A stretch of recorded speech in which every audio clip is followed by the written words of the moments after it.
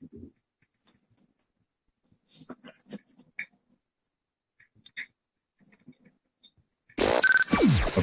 Are you ready, Danny?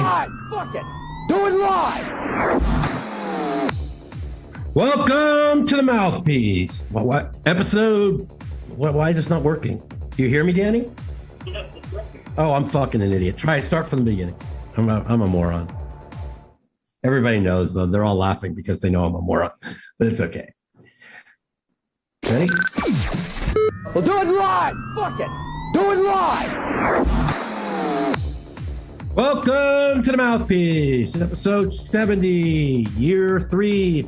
Today is a special day. We're going to have a celebration of life for Layne Flack. It's a special day, but a somber day.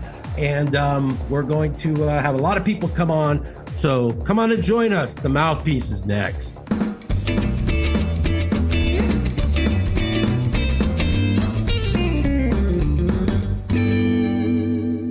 What up? What up? Hi, everybody. I just wanted to, it's a really tough day for everybody as we lost Layne Flack 2 days ago. Everybody's going to come on and kind of give a special Layne Flack story.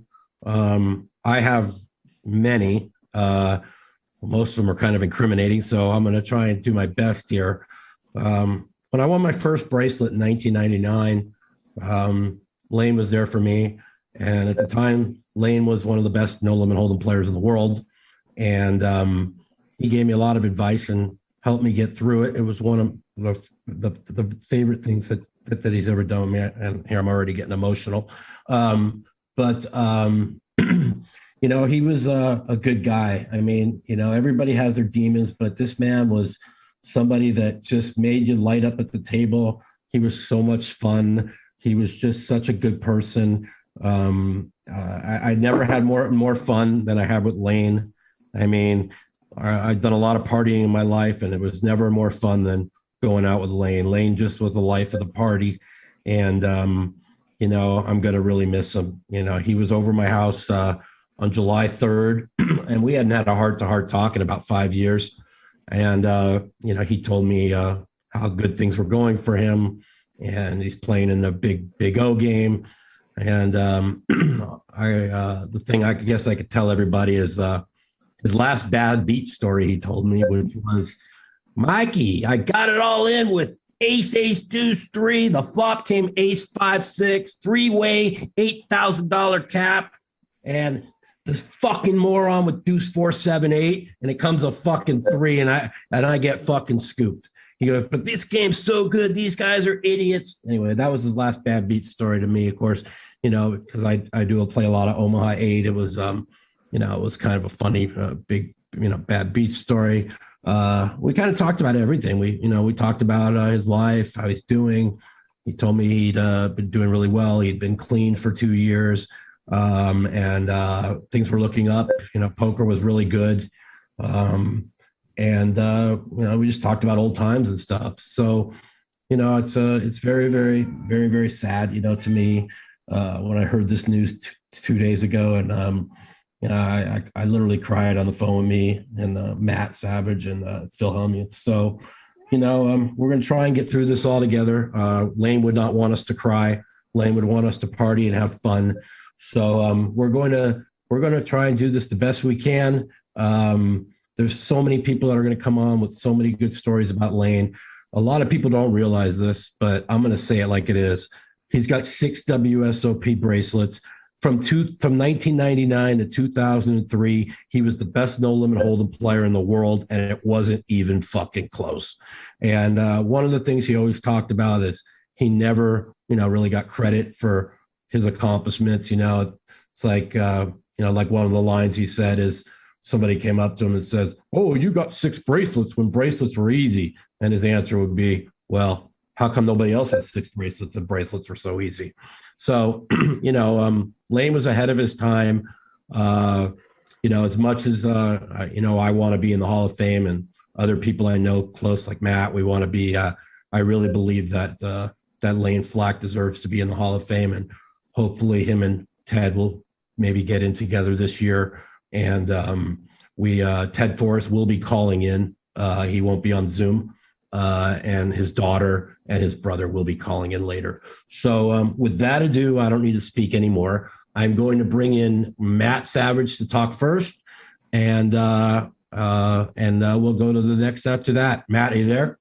I am here. Hey, Mike. Okay. Hi, buddy. How you doing? I'm okay. I was very saddened to hear the news the other day.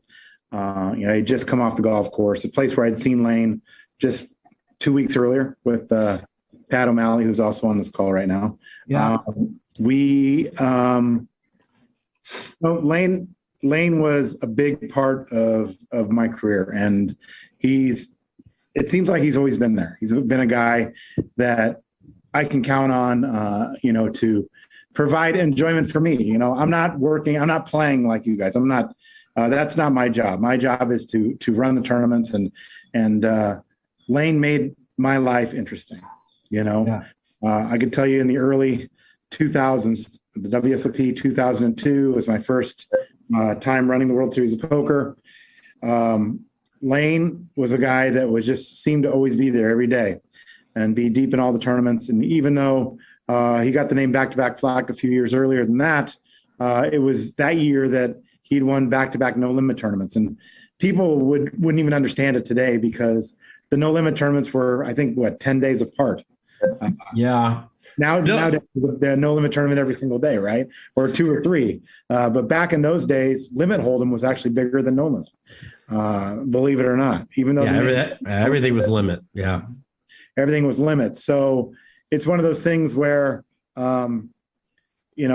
he would be there from the beginning of the day to the end of the day, drinking a beer, the funny part about this story is on the second of his back-to-back, he had all the chips. I go, man, how good did you run? How did you get all the chips? He goes, I don't know. I was drunk. It was one of the funniest things he ever said to me, and then he went on to win that tournament back-to-back. But even though he was drinking the beer, I'm telling you, he was the sharpest guy I've ever met. As far as the table. He was. Him and I would go back and forth, and I would be announcing those final tables every day. And, I would count the chips, and somebody would throw out a bet, or how many chips does the guy have behind? And I would announce a number, and he'd go, you're off by 100. I'm like, no, I'm not. The guy would count it out, and I'd be off by 100, right? Layne was the sharpest I'd ever seen at no limit in that time. And it was a lot of fun to watch. I mean, he made it interesting for me.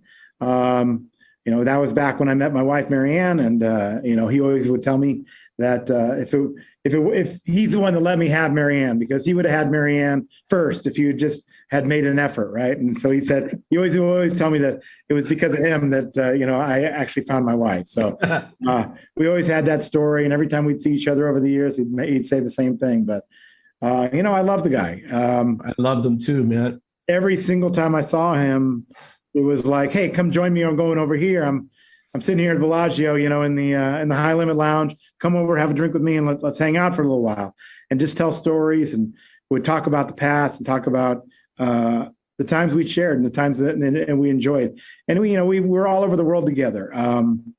In Monte Carlo, we had the main event, first tournament ever held in Monte Carlo. We had fun in Monte Carlo, man. It was amazing. It was the first time we were over there. It was long before PokerStars was even there. And the funny thing was that we had a consolation tournament. We got to the final table, and I'm like, Layne, he had the chips, but I'm like, how long is this going to be? He goes, don't worry, it won't be long. And he literally busted this final table in under an hour. It was the most amazing thing I've ever seen. It's still probably the most amazing final table performance I've ever seen was that tournament, because everybody was pretty deep, but he got it done early, so we go out and have a good time in the city. So Layne, I love the guy. I'm here. I got plenty more stories, but I want to pass it along to somebody else to say some more. Okay. So you stay in the queue. We can bring you back with more stories after. I'm gonna go second with Pat O'Malley. I know that you guys were really close. So go ahead and tell us what some good Layne stories and how close you guys were for everybody out there. I met him in, I think it was right around 1995 on a poker cruise. I think he had gone to deal, but he didn't deal much. we ended up starting some game I had no clue about with 5-card Omaha, $1, $2, something. All we did was throw chips in and drink the whole time. And that's where we started giving Layne shit the early days. He'd drink all our beer, and we'd tell him to go get beers when we got to a port, and he'd come back with a 6-pack. And we'd say, I mean, what the hell? You drink that in an hour, Layne. And as years went on, and he had his daughter, and started winning tournaments, and we just would always stay in touch and always hook up. And we did the Savage golf tournaments. Got him, Chip Jet, and myself, and got close in Myrtle Beach, South Carolina. Had a great trip on that one, and would always go visit him. And some of the couple funny stories with Layne that I'm sure Mike and others have heard. If anybody wronged him or gave him a wrong look or talked a little bit of shit, his favorite line was, "Let's go scrap some gravel." You know, and he'd say, let's go resolve it, go out in the parking lot and scrap a little gravel. So that's my favorite line with Layne, was scrapping gravel. Another time we were at the Hard Rock, and I think it was Ted Forrest or Doug Crook or somebody, and he just happened to recognize one of his, someone that he knew was a little Asian college kid that was a drug dealer. And Layne's, you know how Layne, he's full of energy, and he says, "Give me your badge. I'm gonna go act like we're undercover, and I'm gonna go jack this drug dealer." And he grabbed my badge and went in the bathroom, and I went chasing after him and ran up to him, and he says, "All right," flashed my badge and said, give me all the drugs and give me all your money." You should have seen the guy's look on his face, but you know, Layne just starts busting out laughing right after this. Yeah. I've been up several times recently, but the last one was probably the best. You know, got to play golf at Southern Highlands. Yeah. It's tough. Are you there, Pat? Yeah. Yeah. No, I know. And we got to.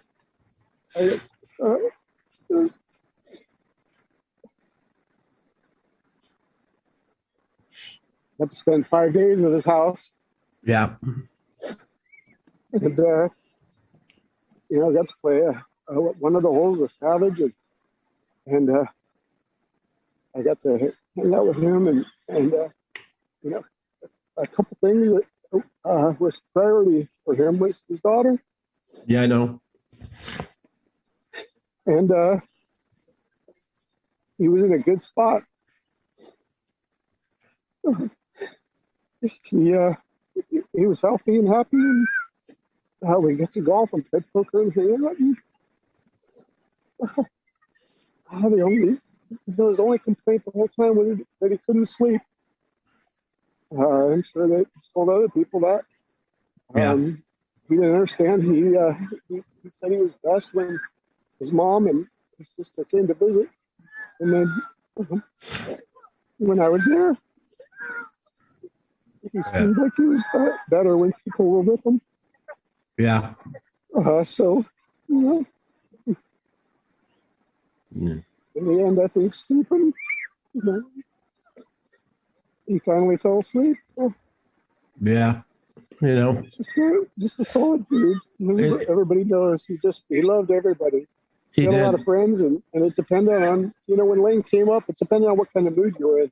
If Layne was his crazy self, and you'd say hi and high five and hug him, and then you'd want to move on because you weren't in the mood to hang out with all of his energy, because he always had so much energy. But then if you were in the right mood, then all of his friends would always, you know, go out and hang out and do everything. So whenever I could never hang with Layne. So whenever I went to Vegas or to hang out, we would hang out together. It would be, I'd say I'm going to live the life of Layne, but I'm only going to live 2 hours because that's all I can handle.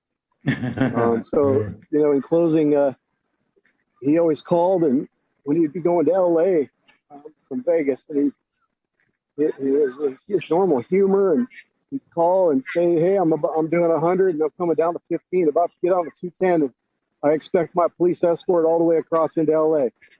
And so there would be times when I'd have my friends pull him over, and he wouldn't know who it was or what it was or how to act. Or other times I'd give him an escort across the 10 with the police cars. So as most people know, that he would use my name, but then they would say who, and say, "Oh, my cop buddy." You know, so Layne loved to be Layne. He loved how when people recognized him. I'll miss him. Yeah.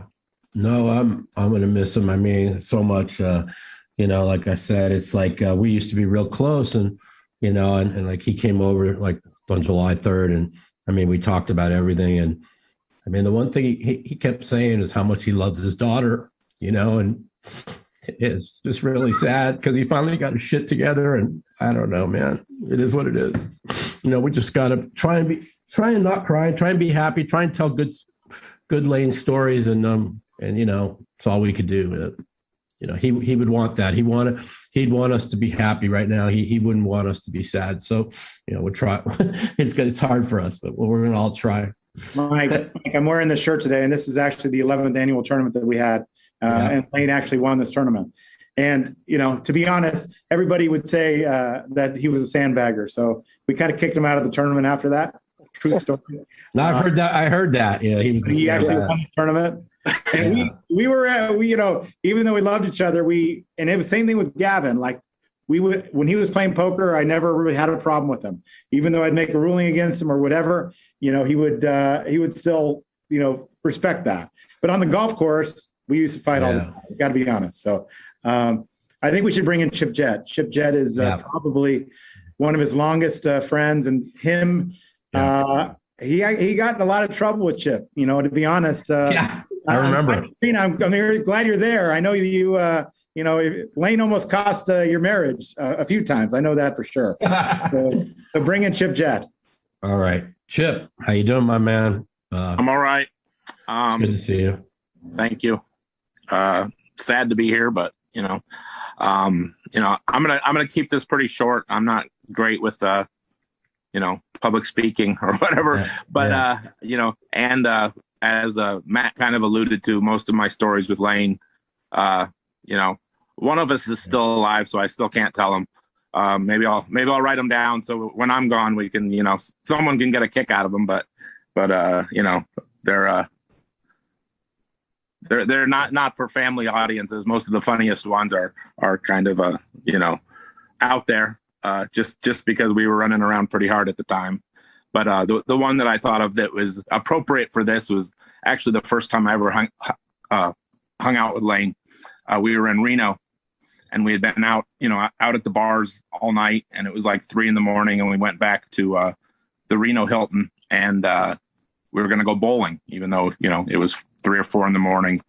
And he was a great bowler. I know that. Yeah, I mean, he had so many hidden talents, but as we were stumbling to the bowling alley, he said, "Whatever I do in there, you can't tell anybody." And I'm like, "Okay, whatever."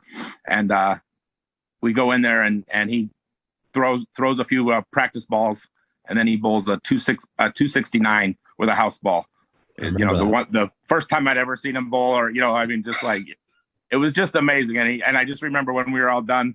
And he looked at me and he kind of did, shh, don't be blowing up my spot here. Now I know this Layne. I can probably do this whenever I want and make some money on this trip, it was great. He told me many times that if he had never found poker, he probably would have become a professional bowler. He was that good. Probably, could have. He was better than me. I averaged 208. He averaged like 222. Right. He was unbelievable. He was amazing. And, same with like arm wrestling, he was so skinny and he was a great arm wrestler. I mean, I remember him beating Chad Brown at arm wrestling, and that amazed everyone. And, he was, we used to hang out with Jimmy Miller, who was, just a jacked Marine, and he could beat Jimmy. And it was he had these talents that just from, growing up in Montana and the stuff they did there, that it was, he was an amazing guy to be around. Yeah. I know you guys were really, really close. And when we were all doing crazy stuff in the early 2000s, we had a lot of fun together, and I know you guys were like best friends. It's tough to deal with, it's, whatever, thanks a lot, Chip. We love you very much. Hey, Mike, I don't know if you know, I said something to somebody the other day about, Layne's friends, but and someone was surprised that Scott Clement was so close to Layne. Right. And, you know, the last years of those guys, man, Scott and him were so close. Okay. I just know that I think about Scott too. Scott's here. Scott's here in the chat. Oh, I didn't know that. Yeah, Scott's here. So I'm going to go we're going to go to Scott. We're going to go to Eric Lindgren next, and then we'll go to Scott Clements. So Eric, I know you guys were real close for a long time. Let everybody know some stories. Hey, Mikey. Hey, buddy. Yeah, the first thing comes to mind is obviously he was just good at any game, like just ridiculous. Like he picks up games so fast, like from bowling to, it doesn't matter if you came up with a game. It always takes me a while to figure stuff out, but he would just figure something out faster than anybody. So that goes, I know Doyle said like he's just the fastest guy with his mind. And I think Matt Savage said it too. And it just so true. And the first time I met him was downstairs at Binion's. I hopped in a satellite. I didn't even play tournaments at the time. It's probably 1997. And sure enough, I get heads up with him. And his wife at the time actually finished third. And we're just having beers. And he told me like 2 or 3 tells that I had that were stone true. And he just was destroying me. And he just killed me, but he taught me lessons that I never forgot that day. And we went on to hang out quite a bit. But the one story that really sticks in my mind is he was in a PLO, or not, he was in a Omaha 8 tournament at Bellagio, the 5 diamond. And Josh Aryeh is the final table. He says, you got to come watch this. He said, Layne's putting chips on each corner of his cards. And if you bet to him, he raises you. If you check to him, he bets. And he has every chip on the table.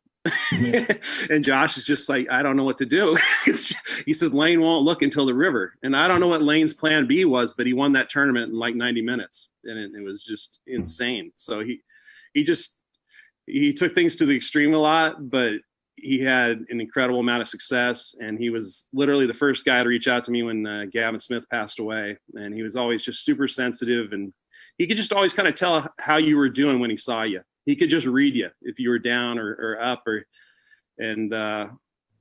yeah, like Pat said, like his energy was sometimes hard to keep up with. You know, sometimes you couldn't elevate to that point, but man, it was fucking awesome.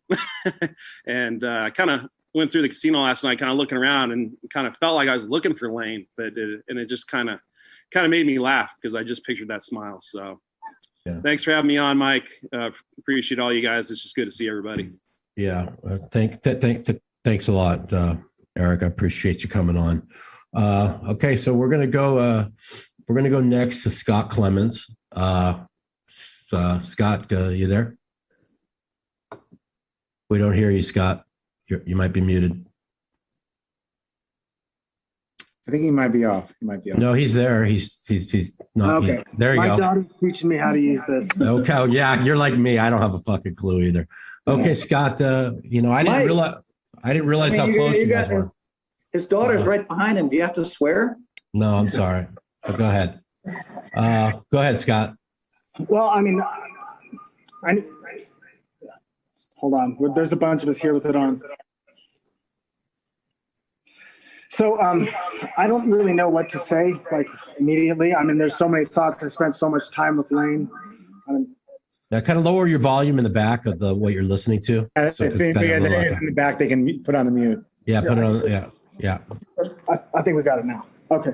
I mean, there's so many things that have been going through my mind just like over the last few days. So it's just, obviously it's just terrible. I miss him so much, and just, like how Eric said, like he just talks a mile a minute, and I loved it. Like I spent so much time with him, I wouldn't even have to talk. I just get to sit there and listen. And just but he did. He was so sharp on everything. He taught me so many things, and I haven't had a lot of time to think about it. We've been pretty busy, but I'll have some more time. I can get on some more later and maybe try to think of some stories. But I've got a million of them. So we all got a million of them. Yeah. Very special person, and I'm not very good at putting things into words. But hey, Mike, I'm here. This is Ted. I'm here with Scott.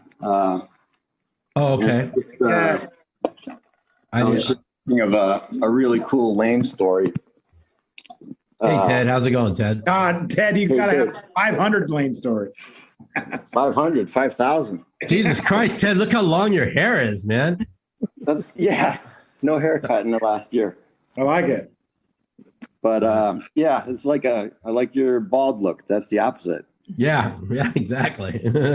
I remember me, Chip, and Layne. We flew down to Tunica for the tournament, and I think I was there. Well, yeah, I think we brought like maybe 20,000 between us or something. Yeah. And after about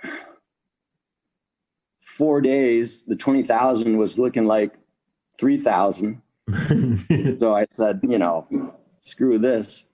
I decided to take a drive to Florida and see an old girlfriend, and left Chip and Layne in Tunica.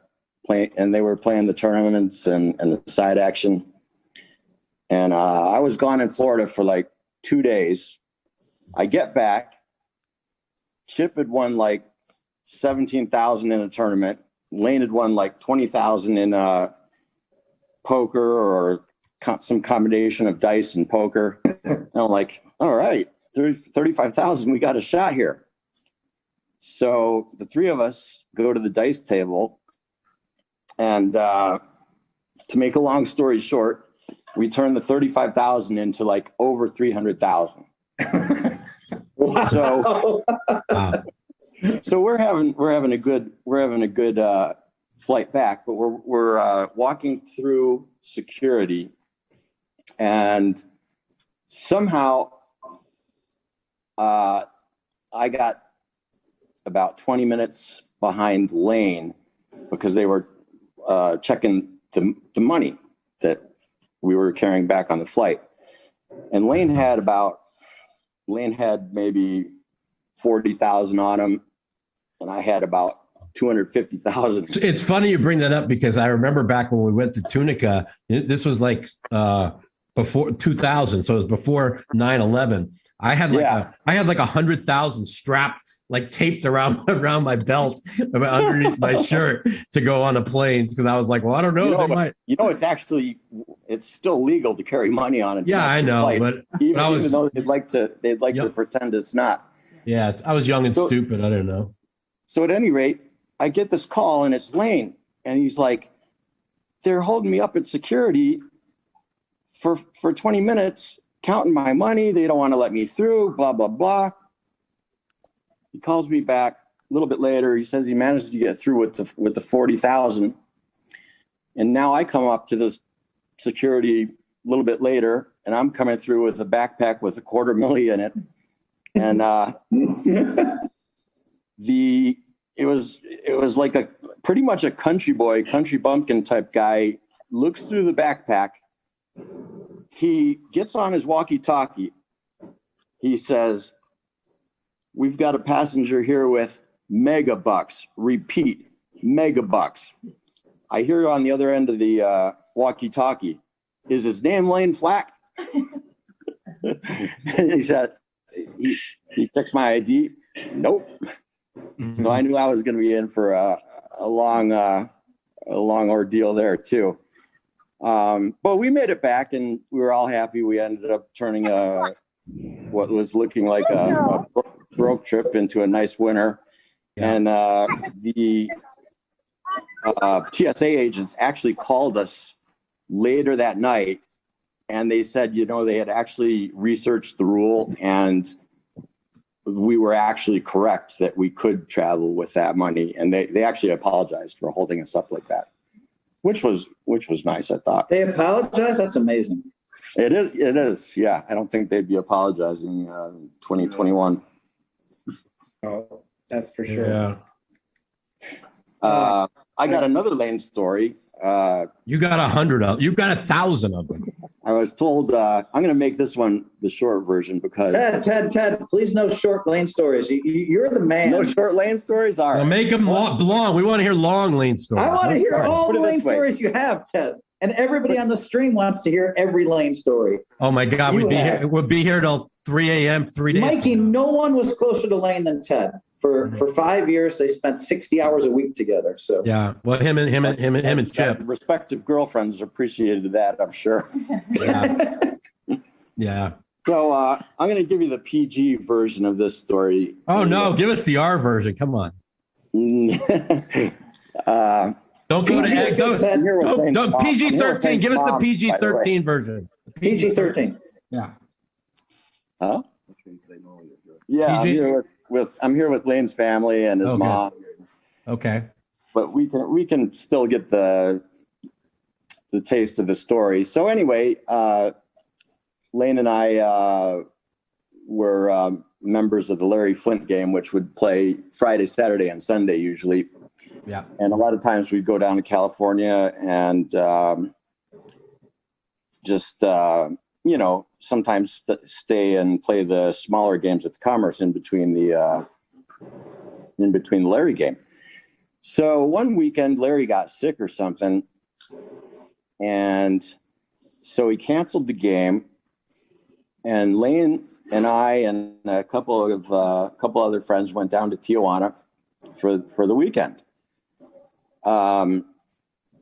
So we, had a lot of fun drinking. It was a lot safer in Tijuana during those times. There wasn't all the cartel bullshit going on.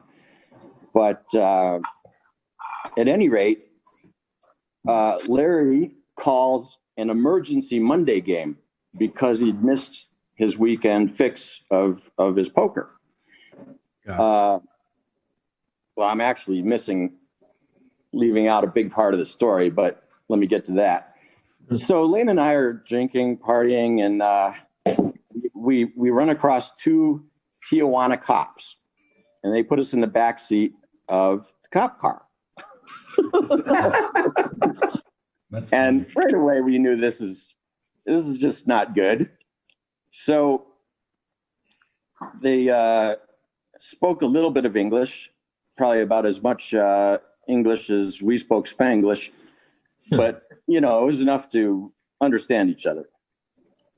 So that first they tell us, they drive us around a while, and we get the idea that they're kind of they're telling us how bad the Mexican prisons are, and we get the idea that they're hinting for a bribe. So right away, Leno says, "We'll give you $1,000 each just to let us out, and no harm, no foul." And I looked at Layne and I said, "How much cash you got on you?" He says, "A couple hundred. I thought you had money." I said, "Well, I don't think I have 2,000." And I reach my hand in my pocket and I try to count the bills without the cops seeing. And I tell him, "I think I have 700 or 800. And I had some 20s in my other pocket. So we're going back and forth, and we're telling them we just don't have 2,000. So they're telling us, what a horror story the Mexican prisons will be for a gringo, even if we only are, going to be in there for the weekend. And they're driving around. Now they start driving in a direction that is away from the city. Oh, wow. Yeah. And I'm thinking this is they're going to beat you up or something. Well, we didn't know. Mm-hmm. I mean, plus we were drunk. Mm-hmm. So anyway, to make a long story short, they drove us about 15 minutes outside of Tijuana, and there's nothing around. And at this point, I just said, "Layne, give me all your money." And I got all my money, and we had $1,080, something like that. And he said, look, gentlemen, this is what we got. We're not even going to have food money, but if you want it, it's yours. And they discussed it. Then they took us out of the car and searched us. And luckily our pockets were empty. And they took the money and drove us back to Tijuana. Wow. So that's not even the end of the story. Okay. So meanwhile, I got a message on my phone that Larry's called an emergency Larry game for Monday. Mm-hmm. So we head back. For the people out there, tell them how big you guys used to play in the Larry Flint game, because I think 4,000.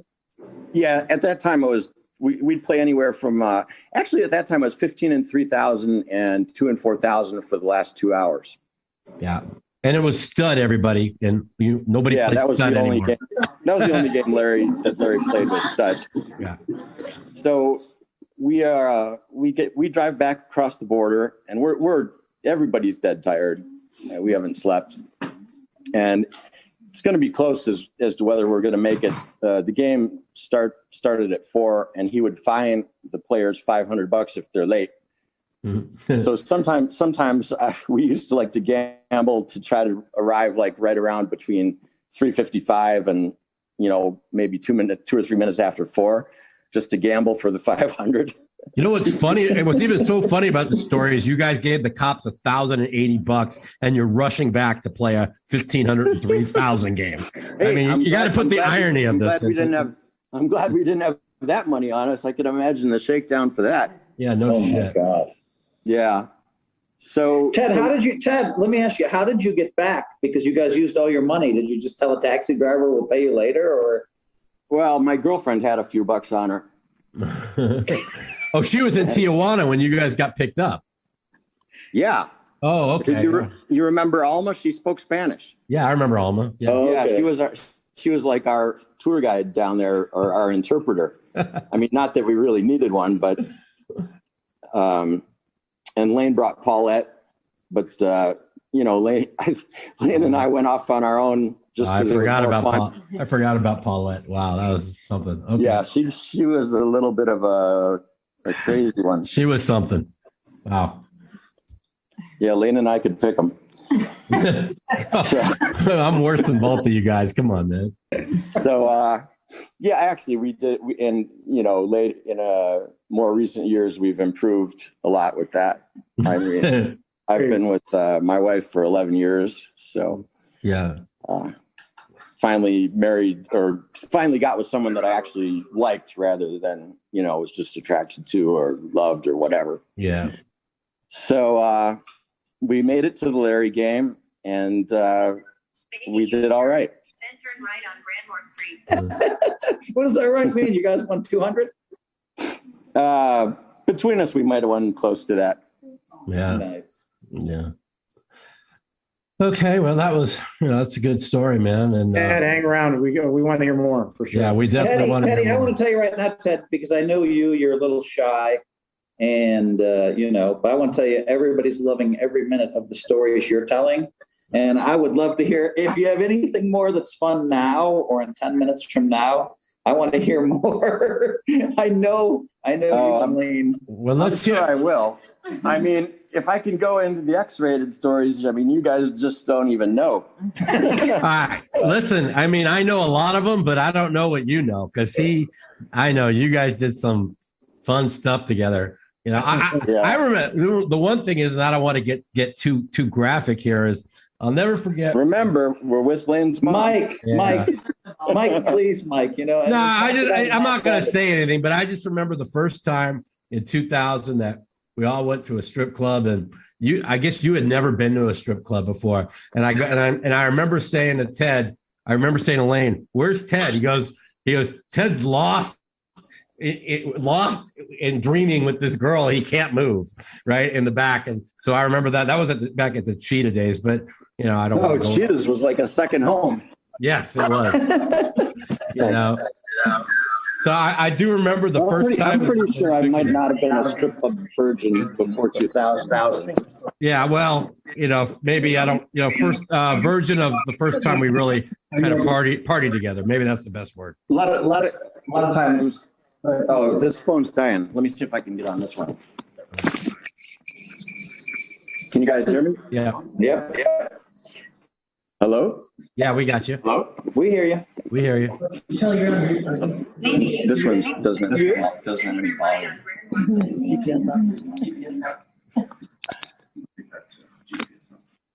That's still off. We got you. We hear you. We hear you. Can you hear us? Okay.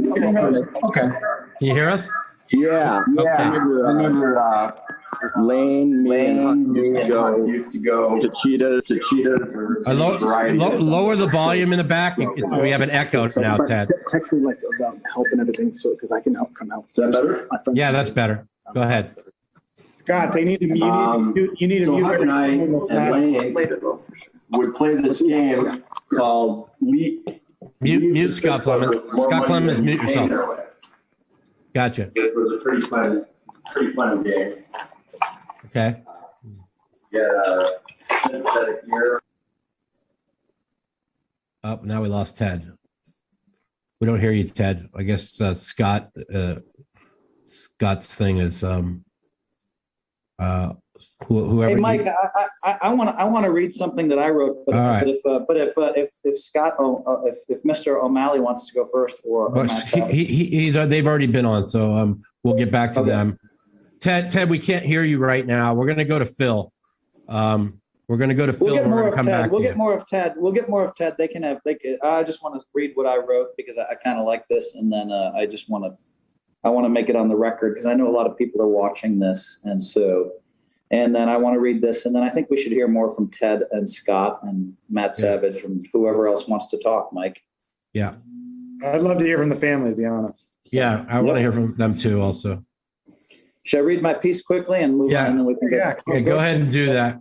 Ted, we don't hear you, so quit talking because you're just talking to yourself. Go ahead, Phil.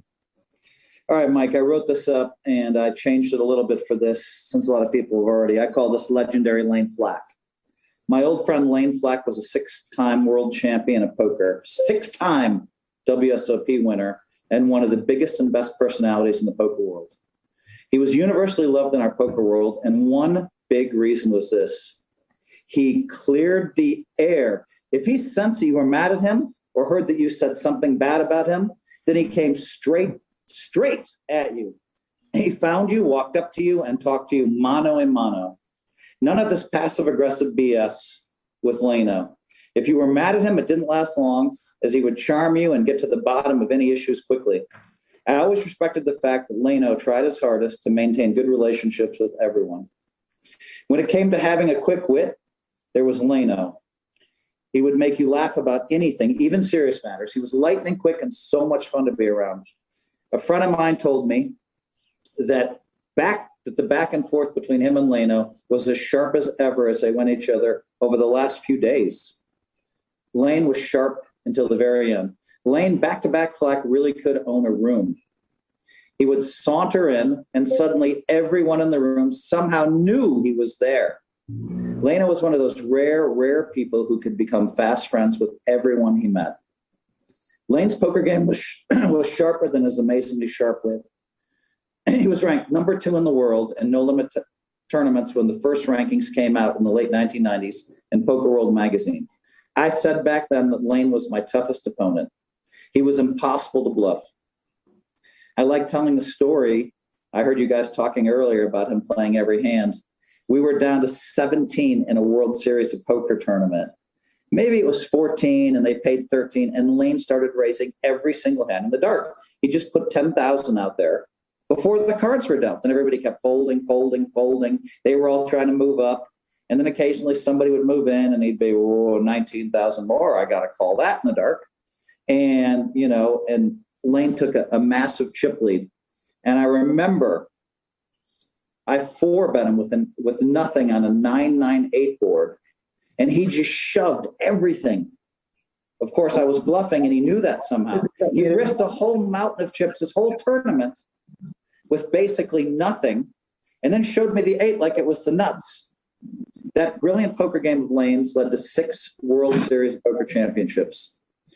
Layne, and his brother can confirm this in a minute, shot multiple games of 300 in bowling and was nearly a stretch golfer. In bowling, he told me he could have been on the Professional Bowlers Tour, but he said it didn't pay enough money. True. No matter what our match was in golf, and we had many all over the U.S., in Reno, in Northern California, on the East Coast, all over the place. He always seemed to win. Of course, the smart play was to have Layne on my team. Then I always seemed to win. My last paragraph about Layne. Layne stayed at my house many times over the years, and we always had a good time as we discuss life, poker strategies, our relationships with friends and family, and how things were going for us at the time. I'll miss my quick-witted, no holds barred, straight up friend. To the legendary Layne Flack, rest in peace. Thanks a lot, Phil. That was really good. It was really nice. Thank you. So we're gonna. Does Layne's brother want to come on here and say some things? You want to say some things? Yep.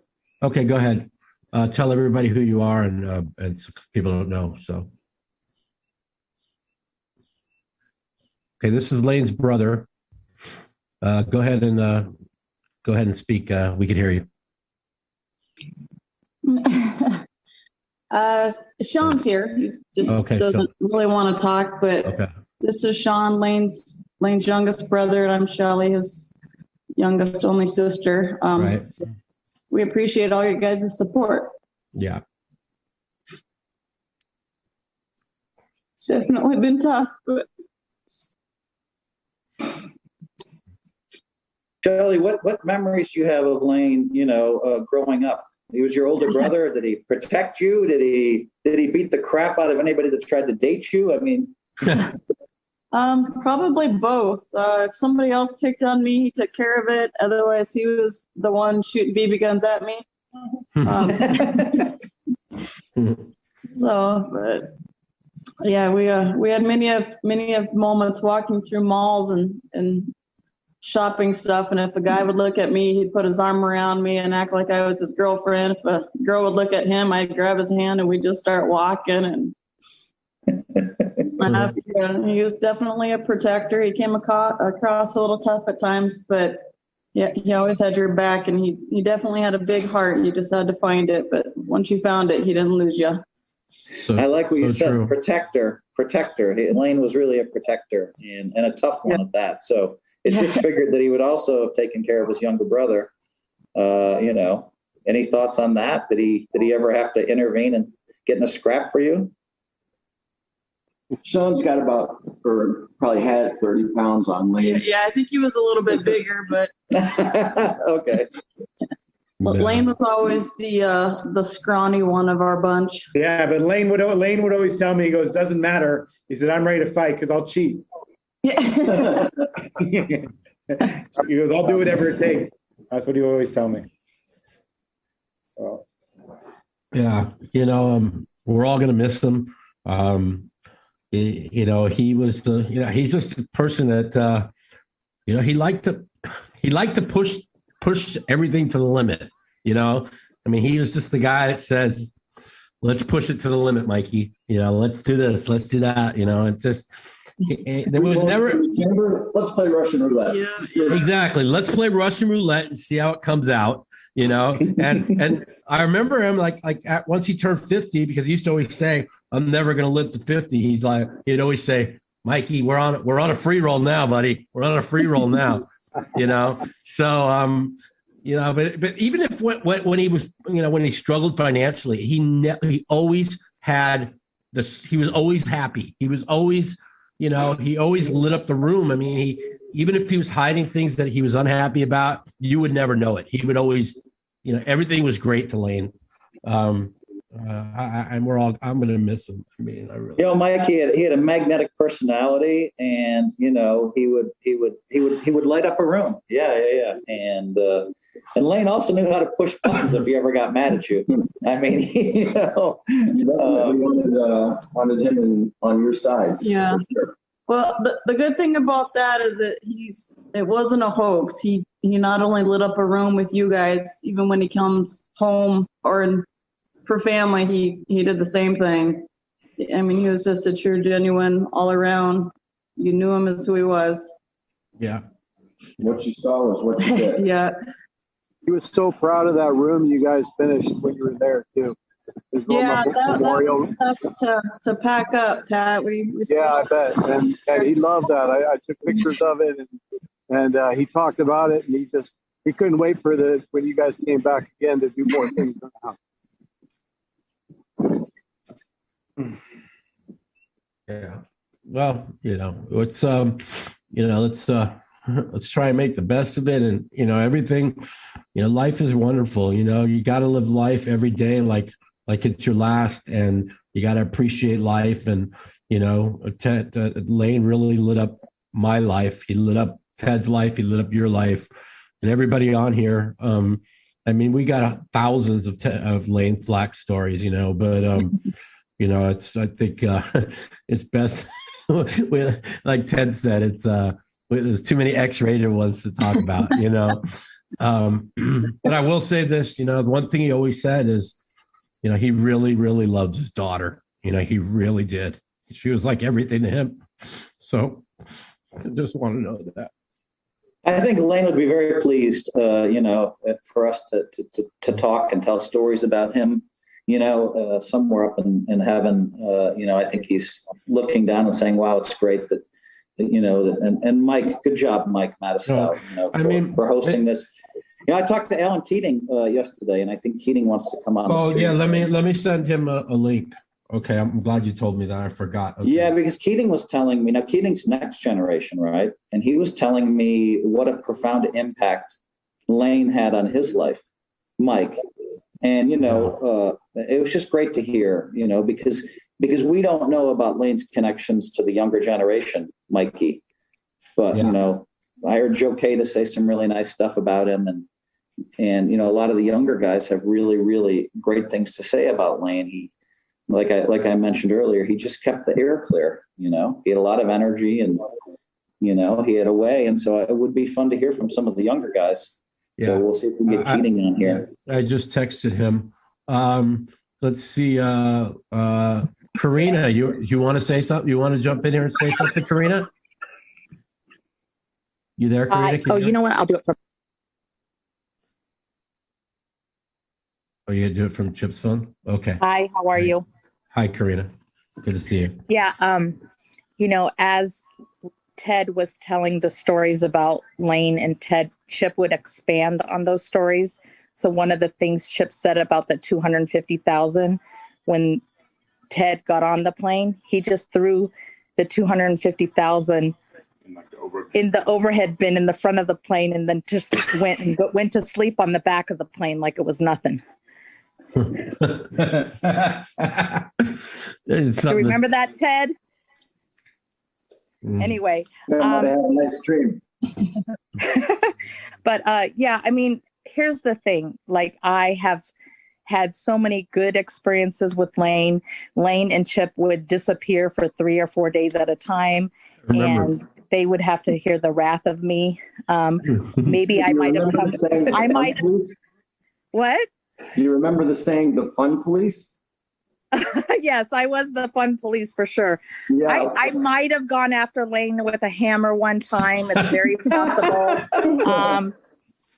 But even though he got Chip in so much trouble, we were always there for him. I remember one time his Corvette was in our front yard steaming, from a night out, and just craziness all the time. But, even though he did, so many bad things, I couldn't hate him. For some reason, I just couldn't hate the guy. He'd always have some smirky smile or comeback or one-liner that I could just always forgive him for,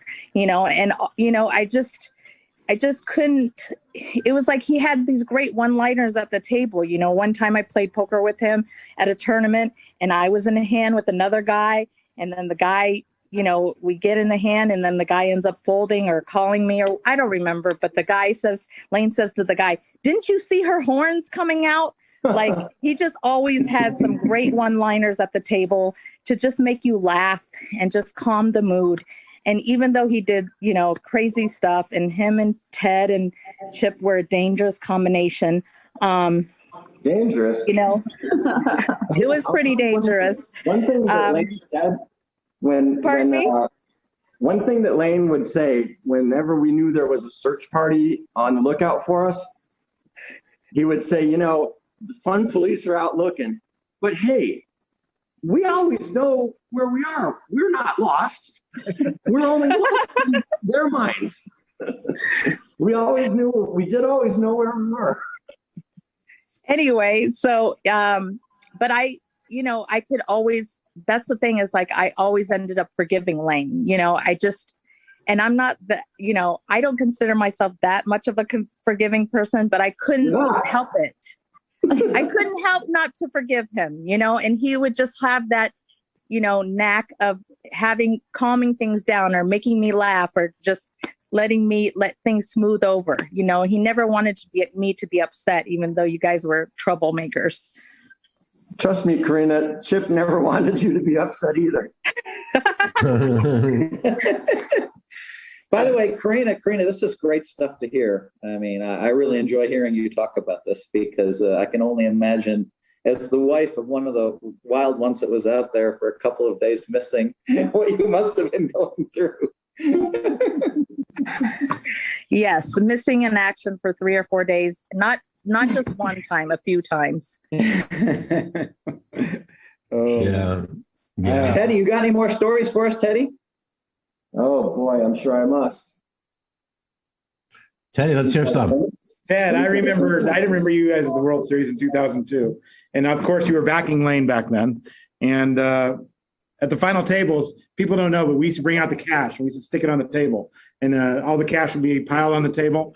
And Layne would always just say, I'm going to win this, right? I'm going to win all this cash.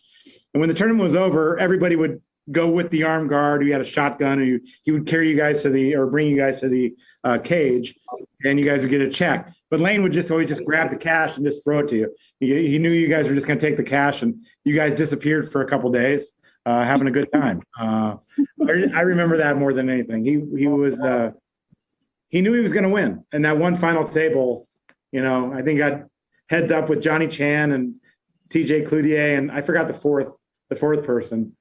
I think TJ Cloutier still owes him money. He still owes me $1,650. I think he owes me $300. Matt, I do remember. He got most people for $300. Yeah. Matt, I remember a hand from that final table where Layne had nines and TJ had ace king, and they got it all in. And afterwards, I said, Layne, why did you put so much money in with pocket nines? And he said, Phil. He said, I know I'm good, but it was Johnny fucking Chan and TJ Cloutier. And I thought nines were good. And I took my shot. And of course, the flop came Jack 9-8. I didn't watch the hand, but I still remember it.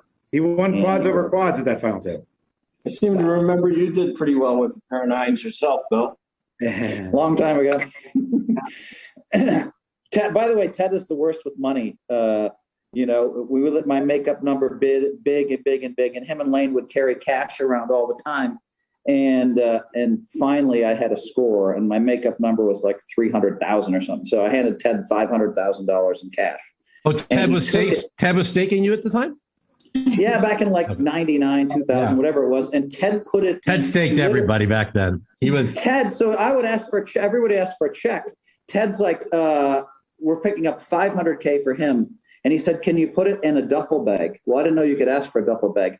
So the horseshoe people put it in a duffel bag, and Ted slings it over his shoulder and decides to walk through this dimly lit parking lot. But before we get there, I'm like, Ted, I'm not going to die for whatever money's in that bag. I mean, I don't know what you're doing.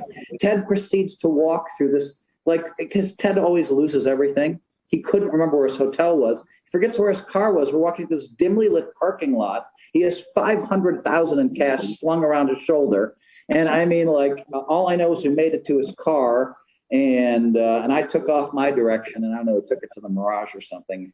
But I mean, you guys were a little crazy, Ted, in my opinion, a little. A little? I think that's not as big a risk as you think. One time I walked through the Bellagio with a 50K brick in each hand. And I told Layne, watch, nobody is going to even notice that I've got money in my hands. I walked from the poker room to the garage, and Layne's watching the people. Nobody knew I had $100,000 in my hands.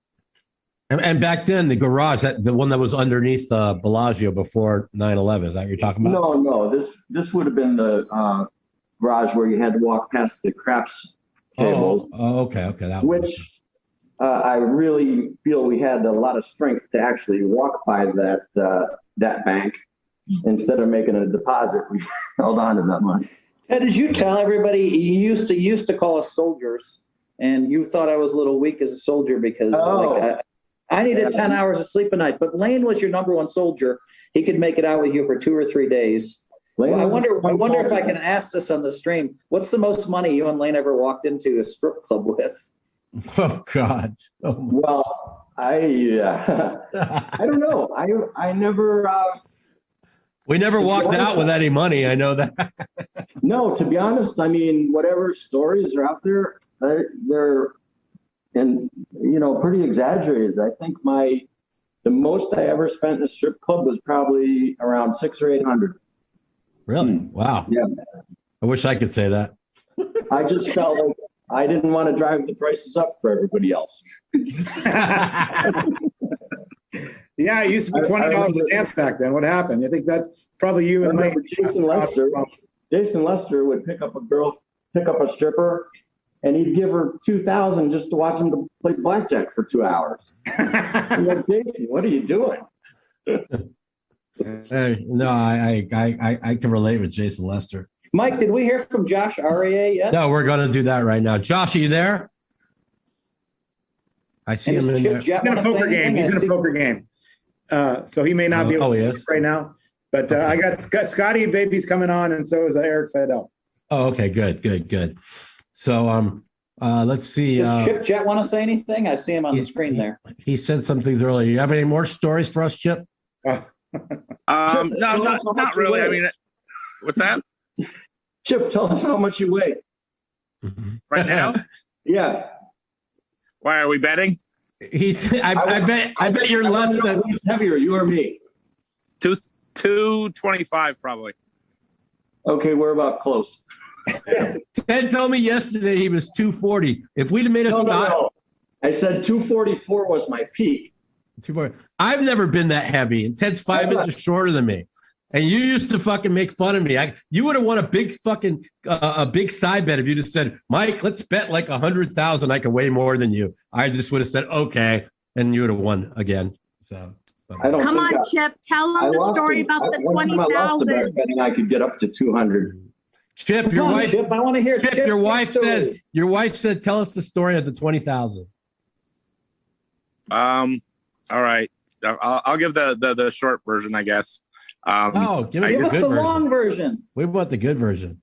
The story is I might have even been on the same trip that Ted was talking about, but we were we were running around going from blackjack table to craps table, and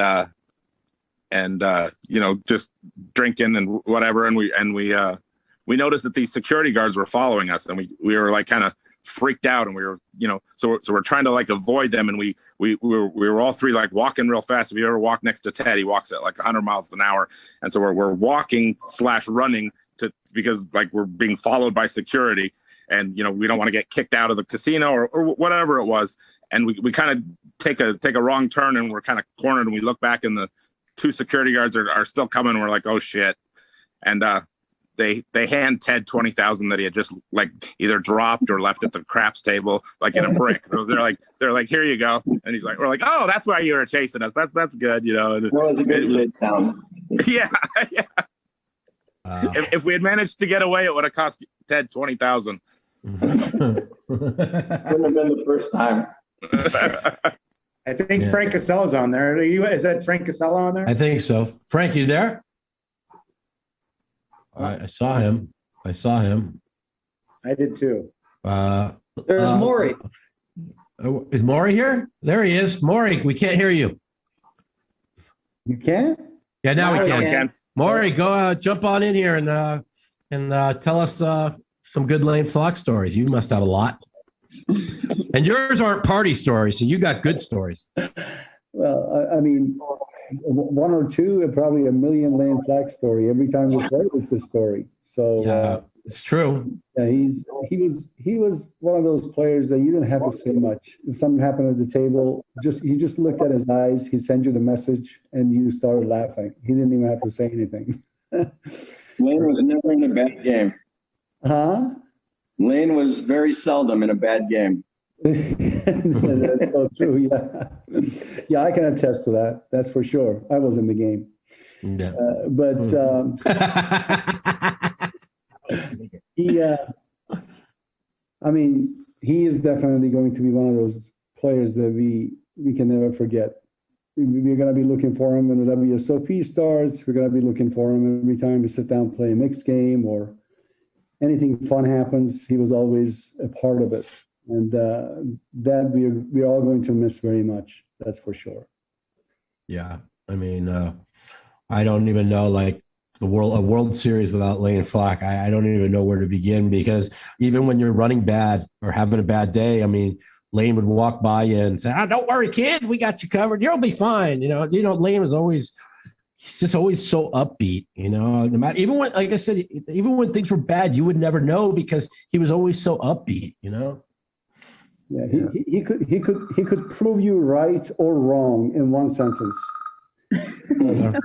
Well said, Maury. Well said. The most witty guy I've ever met in my whole life, ever. Nobody was more wittier than him. Nobody. Yeah, that's for sure. Jeremy Osmus here. Is that Jeremy? I think so. Jeremy, are you there? He's a younger school guy that could tell some stories about how he met Layne. For sure. Yeah. Jeremy has to learn how to press the button to join the conversation, I think. Yeah. I see his daughter's on. Do you want to say something, Haley? Are you there? We'd love to hear from you, Haley. We really would love to hear from you, Haley. I don't know if this is working. Okay, there you go. We hear you. We hear you. I mean, I don't really know what to say. This is really hard. He was always the one to speak up in these situations. He was always the happy-go-lucky guy, and I want to be that for him, because even when he was in a hard spot, and he always lit up the room still, like you guys said. And I was always scared that we all know he has bad and good traits. I was always scared I'd get his bad traits, and hearing you guys talk definitely makes me feel like I got some of the better traits out of him.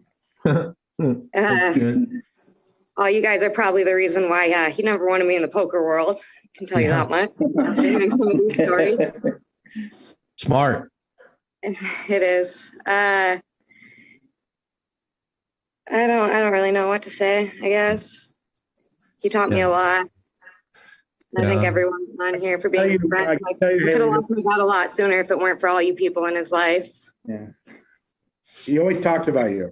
He did. He really, truly, truly loved you, Haley. He just always talked about how much he loved you.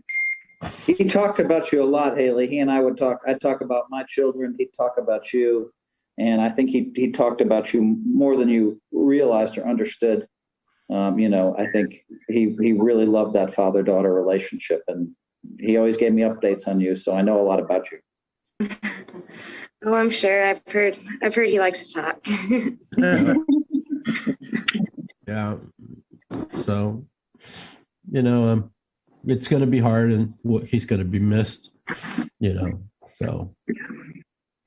Yeah, I wish I could say so much more. I mean, but he was saying how he liked to push buttons. Yes, he did. He sure did. One of my friends in high school actually nicknamed me Buttons. He still has me in his phone as Buttons. That's his daughter. He really did push buttons. That's for sure. Wow, it's a good way to. That's a good line. Hey, it's Scotty, Mike. Scotty. Scotty's in here. Oh, okay. There. So I know it's tough on you, Haley. So if you want to say anything else, let us know. Scotty, what's up, buddy? Can you hear us? Yes. You got a lot of Layne Flack stories. Go ahead. You got. Well, he looks like he's 80 years old. You got the mic, Scotty. Scotty's there. Because it's always at Savage's golf tournament that I spend time at Layne. Who's that talking? Okay. Oh, I'm. Okay, Scotty, go ahead. Now. Go ahead, Scotty. Yeah. Go ahead and ask me the question one more time, baby. You have any? You must have a lot of good Layne Flack stories. Yeah. Shoot one at us or two. Like Layne, he the only one eat everything. You know, I tell him to try about Vietnamese food like baby duck egg, duck blood. I mean, there's he eat thing like I can't even eat. He will eat it. I mean, this guy, I mean, it's so fun to be around with, you know.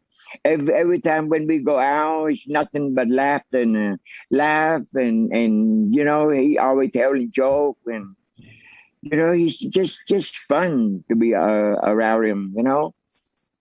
Yeah. And, you know, it's just, you know, we have tough time, bad time, but most of all, every time when I'm around him, it's nothing but fun. You know, he always bring you up and cheer you up and always mess around with you. You know how Layne is. He mess around with everybody. Scotty, let me ask you something. When you won the $50,000 Players Championship, Layne had a third of you, right? Yes.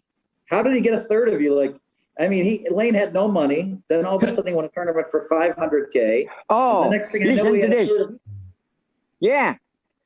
Okay. You get that right. I mean, listen to this. Okay. I have like a few people put me in, but the total was 48,500. So I am short 1,500 to play the 50K. All right. Now, all I know is it was our 10-year anniversary, and I fucked up by not having a PC. Yeah, listen to this. And I give up. You know, like I've been there like 2 hours, 3 hours, try to find 1,500 to have 50,000 buy-in, right? I give up. I give everybody back the money, and then I walk outside just the way I do to you. I will walk outside to go on home. Here come Layne Flack. Scotty, you want to play the 50K, baby? I say, yeah. How much do you need? I say, around 25. So he just put in his pocket, throw the chip up in the air. You know, I didn't think nothing of it until I catch it. It was $25,000 chip. And then I ran back inside real fast because one of the guy give me 25,000 at any time.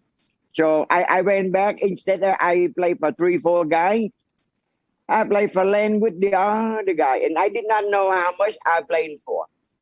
When I win, that's when they told me I played for, you know, a third. We split three-way. It was 2.4 million? Yeah, 2.2, baby. Oh. Yeah. You know, I just like the way my Michael did in 1998. I was totally give it up. I walk home, and then here come my Michael walking in.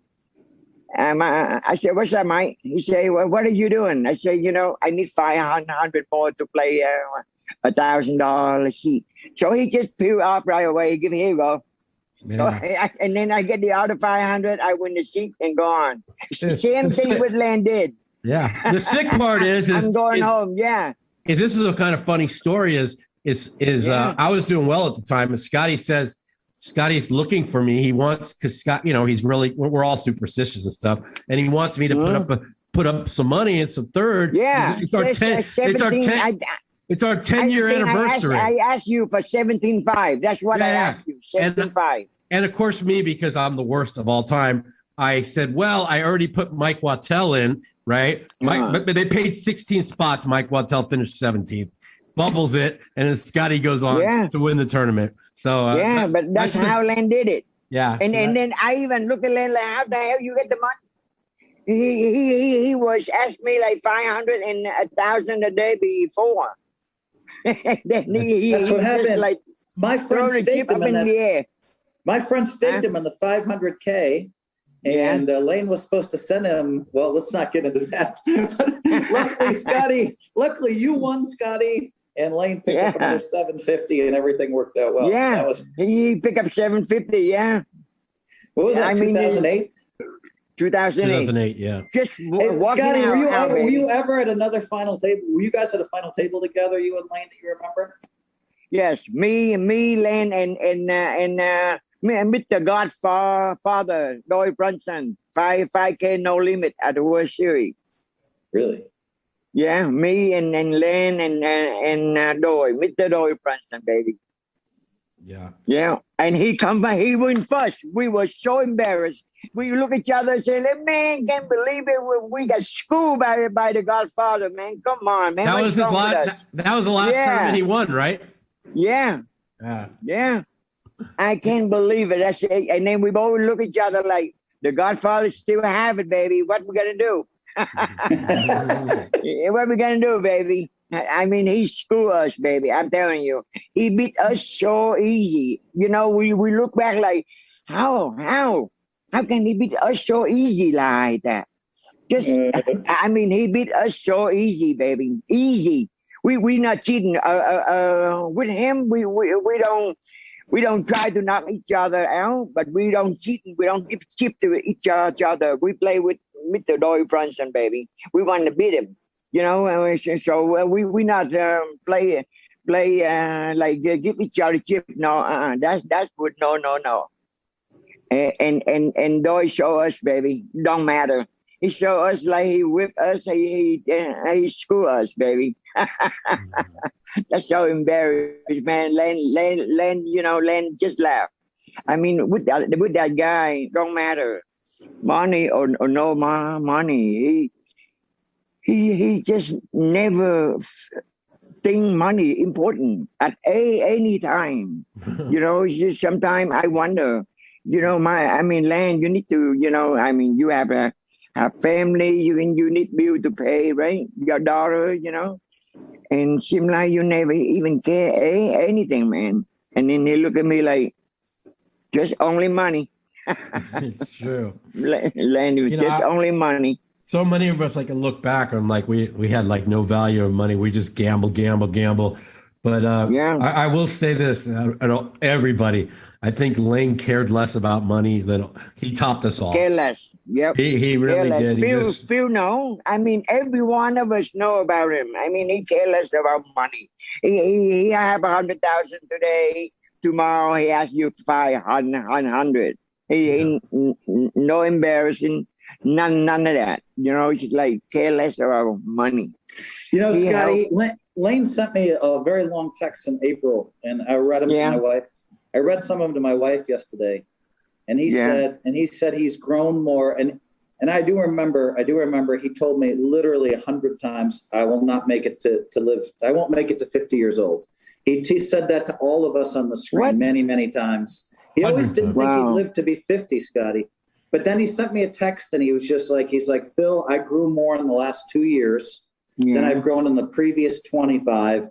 And, you know, and we all saw that progress. And I think that's why when I called Mike up 2 days ago and I said, hey, Layne died, Mike just immediately started bawling, Mike the Mouth. Oh, yeah. Immediately started believe bawling. And he's like, I just talked to him. We talked 2 hours on the phone. He was in such a good place in his life.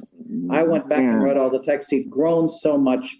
And so, you know, it felt like our friend Layne was getting better and better. Yeah, and we did. We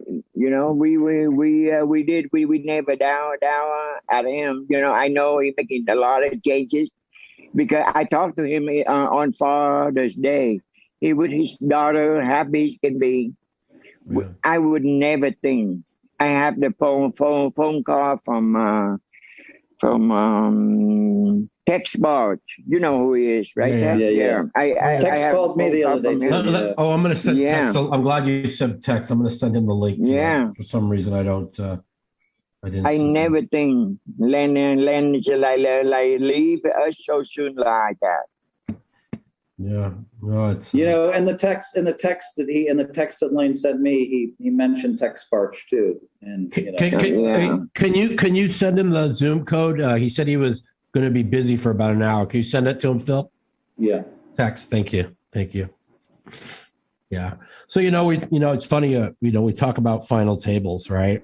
And me and Layne, we had a memorable final table, and Matt Savage was there. It was in Aruba. And, Mike, did you talk about that tournament yet? No, I'm going to talk about it right now. And so, nobody, there was like 2 people in the world that knew I was going to jail for 6 months. for something I didn't do. And so I was playing that tournament like it was for my life. You know, I'm like, okay, if I go to jail with $1 million, I'll be fine.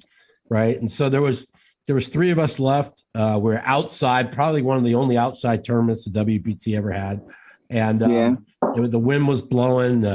We're shooting. You guys were on the beach, Mike. I was there in the tent watching you guys, and you guys were on the beach actually. Yeah. And there was 3 of us left. Me, Layne, and one of the Brennis brothers. And Layne raised, and I moved in with him, King Jack suited, and he snap called me with aces, and the flop came a king, and the river came a jack. Now remember, Layne had like a 10-1 chip lead at this final table. So now this gets me and Layne even. And me and Layne were like best friends at the time, right? And we're like one of us is going to get our fucking first WPT title. One of us is going to get Absolutely, it. Right? And so then Mike, hold on. I got Doyle's join in. So I'd love to hear from Doyle right now. Yeah, let's get Doyle in there for sure. Let's put Doyle in. I want to just say this, Mike, that Layne got the money in with 2 9s against the Brennis brother with 2 deuces. Yeah, well, that was the end of it. After I still remember this, and the flop came ace 6-4, and I thought Layne's getting his first, getting a WPT title, and then a deuce came on the turn. I remember that hand to this day. And I got it in right before against the Brennis brother with top pair against second pair, and that would have gave me and Layne would have been dead even in chips head up. And he catches an 8 on the turn and makes 6s and 8s, and that's how I finished third. And then the next hour, I was just sweating Layne because we were all like pulling for Layne, and then came the hand you were talking about when it came the A6-4 deuce on the turn. And that cost Layne his WPT title. So, this the story I can never forget. Mr. Godfather of poker, screw us, man. I mean, just screw Godfather's on, Scotty. Oh, I hear you. How are you? Doyle, great to see you, Doyle. Good to see you, Doyle. Well, Sure, you got plenty of Layne Flack stories. Yes. Oh, you go ahead and go. And I have my kid here. Good to talk to you guys. Mr. Doyle Brunson, I mean, I never forget about you to screw us. That event, it's just like unbelievable. I still remember this day how sharp you are, how just like you embarrassing us. You put us back to school, and we think we are good, are bad, shit.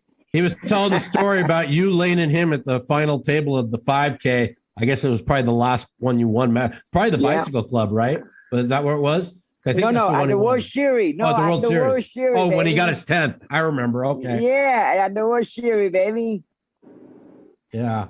So Scotty told us how you owned him and Layne in the 3-handed. So go ahead, Doyle. Go tell us some stories. I know you golfed a lot with Layne too. Yeah, we had a lot of good times. He was. We just played Chinese poker a few days before he passed, and his mind was just as sharp as a tack. I mean, he was just. He might be the sharpest mind outside of maybe Stu Unger that I've ever seen. Yep. And we had we played a lot of golf together, but the main things that I enjoyed about playing was playing cards with him. He just was entertaining and just kept you in a good mood all the time. So he's still talking there. It's not up. So anyway, I miss him, and God bless him. That's all I can say. Doyle, you got a chance to play some Chinese poker with him a couple of days ago or a couple of weeks ago.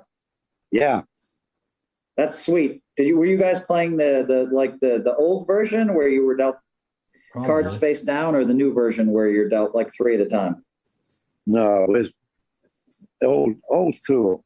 Yeah. Yeah, well, isn't it remarkable, Doyle, how Layne could light up, how Layne could sit down and play poker with you, and even if he's beating you, he might get you laughing. I know you and I can be a little grumpy when we're losing, Dolly, but I mean, it was hard to be grumpy with Layne there making us smile, right? No, he kept everybody at the table entertained and in a good mood, and that's probably the one thing I'll remember the most. And I think Doyle, I was talking earlier. I think Layne had a way of clearing the air, and like if he pissed you off or he pissed me off, he'd immediately charm us, and and we'd have it was just nice to deal with somebody so direct, Yeah, he was one of a kind. I mean, there'll never be another Layne Flack. No, there definitely won't be. He was, like I said, it's people just don't even realize that how great a fucking no limit hold'em player he was from 1999 to 2005 or whatever, before the poker boom. I mean, this guy was, he was a legend, man. He was so good. One of my stories, and Ted could tell you this, is like whenever they, if Ted, or he was in makeup to Ted, and then him and Ted they'd get in some kind of squirrel, and he'd be like, Ted, don't worry, man. There's 2 no-limit tournaments coming up. I'm going to win them. You know what I'm saying? And he would either win them or finish second. I mean, it was just unbelievable. You know what I'm saying? And I never seen anybody dominate for such a stretch of period like he did. It was probably one of the most dominant stretches in no limit, maybe of all time. So that's how he got the nickname back-to-back Flack. He won 2 bracelets in a row, back to back, and he just dominated, So, we were playing at a final table, and he made a big bet, and I called him, and he turned his hand over. He had a king 10, and I looked at him and I kind of smiled. He said, "Oh, you got a king 9, don't you?" And sure enough, that was what I had.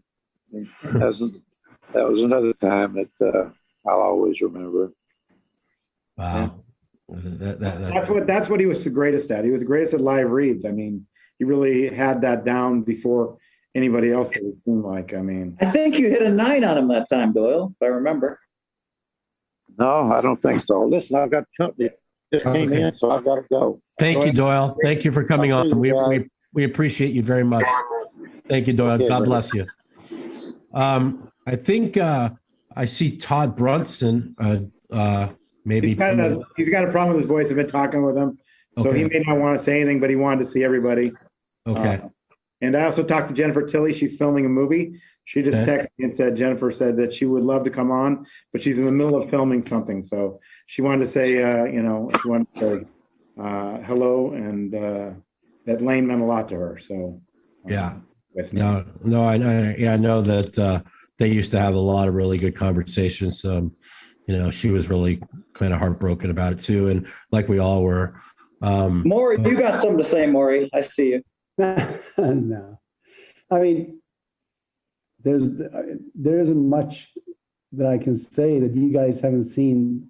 Probably much more than me, but it is pretty sad because I was playing with him a week ago. It's one of those situations that you just don't believe it. Yeah. And when I heard, even though like it was getting so confirmed, I was saying I'm still expecting him to walk in there and say, "I got you guys," or something, something that Layne would do. I was just so hoping that was the case. But somebody like Kenny Tran walked in, and Kenny always has the final word, not against Layne. Layne made sure like he was in his place. He like Doyle said, he was definitely with me. And he always had position on me in any game.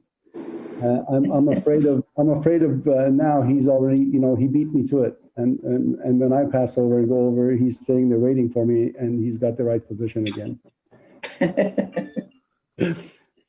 No, I mean, I really can't think of many poker players that we can sit down here and think about and say literally every minute that we played with, regardless if we beat him or he beat us. Regardless, it was a pleasant moment. It was a fun, how poker is supposed to be type moment. So, the story is all going to be the same. It's about a man that got into the game and knew how to win and knew how to lose. He really did. He knew how to win and he knew how to lose. Such a good point. And I know you played with him a lot recently than I did. I was trying to get Ellie Lezer to come on here. I'm just waiting to hear back from him. I know you guys were all been playing. I know he told me he'd been playing a lot of 3,600 mix, and that's what we heard, Mike. That's what I mean. Ellie broke the news to the table, and everybody literally stopped playing. We just couldn't play. You could say from Ellie's voice, and that this was real. And he was on the phone. He all of a sudden just broke the news to the table, and it was. We all had one shot. Remember in Layne, and that was, it's tough as it is, and it is, Layne lived life on the edge, and he made the best of it every day. Like, I mean, there was so many times, like, I know you guys know that I would get in a depression and get down or whatever, and he would call me and. He'd always say, it's going to be okay, Mike. I've been through this. I've been through that. You're going to be fine. And he would always lift you up, man. And I don't remember any time that when I was down, that Layne didn't call me. When he called me, that he didn't lift me up. You know what I'm saying? And I think he lifted everybody up. I mean, even at the worst of times, is there anybody in here that couldn't say that we played whenever we're at the table at Layne that he didn't lift us up? You know what I'm saying? It's true. Hey, Keating, we'd love to hear from you, Keating. Yeah, is Keating on? Yeah, just joined. Hi, guys. Okay. Hey, okay, everybody. This is Alan Keating, one of the new school guys, and I didn't know how close they were until yesterday. So, Alan, tell us some Layne stories and how you guys became friends or whatever. Okay, on the spot. I think there was a moment where he and I were playing in Montana at the poker table. And I just looked over, I'm like, man, this guy is like incredibly fun. And everyone at the table is smiling and laughing just because of him. And he leaves and, gets some food and comes back. And it's like the whole energy left. And now and I was just like, wow, this guy is just a special person. And was able to talk to Phil about that a little bit yesterday, but it's just it's hard to imagine someone just like that. Anyone else? Keating, I think you were telling me yesterday that really impressed me is that, and you were on the phone and you were crying quite a bit yesterday, and you're like, I feel bad, I'm crying. I'm like, dude, we all crying. And to me, that's the sign of a man. And that's the sign of respect for Layne, that we do cry. If we're crying, we're basically saying, hey, we miss you, Layne, and you were special to us. But listening to you yesterday, Alan, really impressed me because you were talking about like Layne was able to really give you some really good advice about life, Yeah. And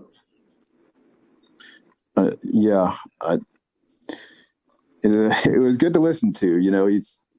I feel like Layne's a guy that when he says something, everyone listens, and you kind of earn that kind of respect, and he earned that respect for sure. And like you, he had a fair amount of gamble in him, but somehow managed to win a lot of money. I'll tell you what, Layne had a lot of gamble in him. Keating's got a lot of gamble in him. He does. Yeah, they're a lot alike in a lot of ways, to be honest with you. That's what I told him. Yeah, a lot alike.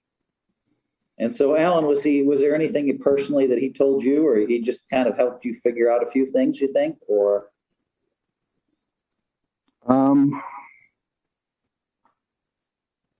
I think he, in our moments privately, he said, like he was very open about his life, and he's just like, learn from me, learn from my experiences. And I thought that was like, it's pretty nice thing to say, to be willing to be like vulnerable. And then also like, I'm not,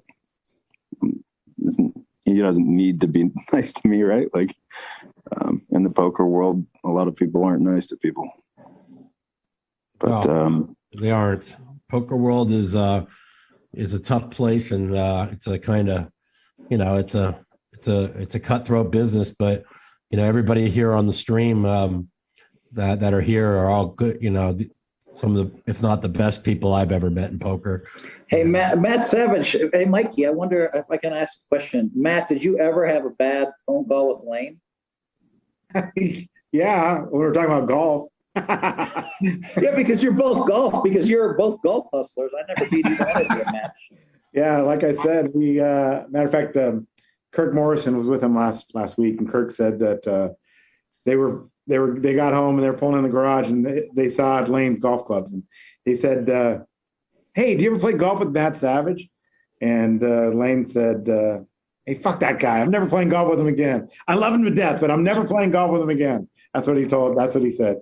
And I happened to see him, like I said, a few weeks ago with Pat out at Southern Highlands, and I caught up with him, played a hole and a half with him, and I said, "What are we betting, Layne?" He goes, "I'm not betting with you. I'm not betting with you." So it was better for us not to have any bets on the golf. Who was a bigger golf hustler, Tommy Fisher or Layne Flack? Wow. Well, I mean, Layne was a good golfer, but he just, he was tough. He's very tough. Very, very tough. It's Matt Savage is a golf hustler. I am not a golf hustler. Obviously not a golf hustler, but and I don't think Layne was either. But it's one of those things when when guys don't give up, they compete till the end. And I think Layne was the same in poker. And I just think that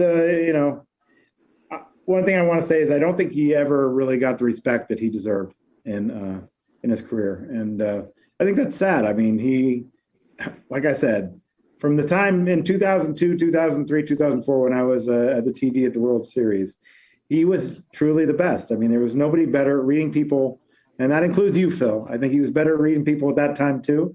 I think you have changed your game a lot since then. I don't think Layne ever did, and I think that was part of the problem.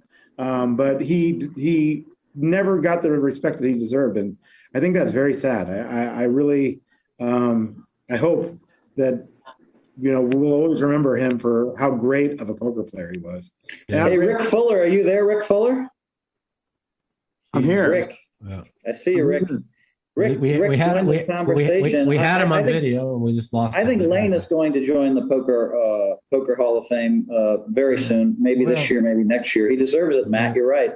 I mean, I honestly, me and Matt always talk about being in the Hall of Fame, but I'd be more than happy to watch him and Ted go in at the same time this year. I think it would be a real tribute. So that's just my opinion. So we'll see what happens, But yeah, he always talked about, it did bother him that he never got the respect. I mean, he's got 6 bracelets. What is there? 4 people in the world that have more than him? 5 people in the world that have more than him? I mean, you got 15. Doyle can have 10. Eric Seidel, who I think is going to be joining here shortly, he has 8, and then Layne at 6. Am I right? And then Ted might have 6 too. I'm not sure, 5 or 6. So Layne was it did bother him that he never got the respect that he deserved, and he was. I don't care what anybody says. Phil could say he was number 1 back in '99. I know that Layne won tournament after tournament after tournament, and it was just, he was so good. His reads were so good. If he saw weakness, he just jumped on it. He was so good. He'll be missed, man. And he put a bad beat on you and make you laugh about it. That's the one thing that a lot of these guys these days don't have, that gear to make them to make it fun, even though you're losing to them, which. Yeah. I think that's a lost art of the game for sure. Everyone wanted to play with him, Yeah. I mean, even like the tournament in Aruba when I finished 3rd, and I was like in tears that I got 3rd, right? But after I collected myself for like 10 minutes, I'm watching Layne head up against the Brennis brother, and I'm just pulling for Layne so bad because I wanted Layne to have that WP title. I mean, if I wasn't going to get it, I wanted, me and Layne were close, and then I started crying. I started crying again when the deuce hit on the turn and he lost. It's just like, and then I remember me and him in Aruba, we were having that talk. We're like, how the fuck do me and you get 2nd and 3rd? Is this even possible? Hey, Mike, let me ask Maury a question. Maury, did you ever have a bad phone call with Layne? Bad phone call from Layne? Yeah, I mean, he always just made you smile right at the end. Oh, yeah. I mean, you guys mentioned Tommy Fisher just a minute ago. I was just thinking to myself here, the other side is looking really good right now. I mean, it's so much. Can you imagine the game on the other side? Sam Grizzle, Tommy Fisher, fucking Layne. Sexton. Yeah. Gavin. Gavin. Yeah, I'm sure Puggy's not is trying to get a seat, but they're not letting him. Yeah, they won't let Puggy get a seat. That's probably that's true. No, Yeah. I mean the other side is definitely getting to be a lot more characters in the other side. Yeah. It's sure, you know. Hey, Rick Fuller, what do you have to say, Rick? Welcome. Yeah, well, I thought it was time. These are all great stories. I thought it was time for a funny non-poker story. Go ahead. That almost turned out to be not funny at all. But I went with Layne back to South Dakota back in, I believe it was like 2009 or 2010. It was Gavin, Layne, Bobo, myself, and Jim Shipley. And we went back for the Sturgis rally. And we were staying, I think we were actually staying at Layne's brother's house, if I remember right. And he can probably confirm that. But one night we go to ride into town, into Sturgis from Rapid City, where his brother lives. That's the Harley Davidson thing, right, Rick? Yeah. The big motorcycle rally that happens in Sturgis, South Dakota. And we had, I was riding Gavin's bike, Gavin's Harley, and Layne was on his brother's bike, which had this, it was really hard to control this bike. It had this suicide shifter, and the bike was really difficult to ride, but Layne could ride it like ridiculous. It was actually amazing how well he could ride this bike, which was really difficult to ride. And Ships was riding my bike. We were all, for some reason, on different bikes, but we were cruising down, I believe it's I-80 back there, and it was late at night. It was probably 11 o'clock at night. It was dark. We're inside, none of us were wearing helmets. And we're probably going about 80, 85 miles an hour heading into Sturgis. And it was a 2-lane highway in each direction, 2 lanes in each direction with a big wide median in between. And the 5 of us are cruising along, and there's this semi truck coming up on the right-hand lane. So I was in the second position, and I think Bobo was in front of me. And we go into the left lane to go around the semi truck, and I see headlights coming. And I think the headlights are in the correct lane. But as we come around the corner, we realize it's a wrong-way driver. It's a driver going the wrong direction on I-80, and we have nowhere to go. We're blocked by this semi-truck. And Bobo and I hit the accelerator, and we cut in front of the semi-truck just in time to avoid getting taken out. And I'm convinced that everyone behind me is dead, which is Bobo, Layne, and Gavin. I'm convinced that they're dead. And I check my mirror, and I don't see them. And then they pop out from behind the semi-truck. They had somehow gotten behind the semi-truck. And to this day, I can't even tell you how they managed to hit the brakes hard enough to get behind the semi. But I'm shaking. I can barely ride. I get in front of Bobo, and I point to the next exit. And we pull off the freeway, and Layne comes pulling up on the bike, and we all shut off our bikes, and I go, Jesus, I thought you guys were all dead. I can't believe that. That car almost killed us all. And everyone's shaking, and Layne pulls up and he goes, "What car?" He hadn't even like he was pretending like he hadn't even noticed the car, which was his typical funny attitude toward life in general. Yeah, that's that's pretty funny, man. I mean, there's so many Layne stories. I mean, we could just go on forever. You know what I'm saying? And I don't, if you look back, like if all of us look back, right? Like all the characters in poker, and there's a lot between Phil. I mean, there's a lot of us are characters, right? I mean, I think there's probably more Layne Flack stories than maybe any poker player that ever lived, right? I mean, Stewie was before my time, and I'm sure there's a ton of Stewie stories, but I mean, from 1996 to 2 days ago, I mean, there's always a Layne Flack story. I mean, more than anybody. You guys pretty much agree with that? Oh yeah. Brent Hanks was telling me that he was standing.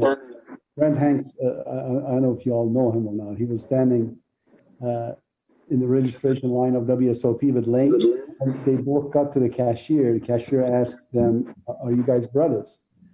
And Layne immediately said, "Well, if he's buying my ticket, yeah, we are. We are brothers."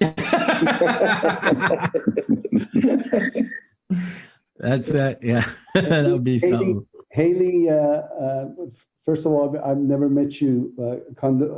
Sincere condolences to you and the family there. But just, I know that we're all big family, right? So just make sure you know that. Also, I'm much older than you, and they'll tell you this is life.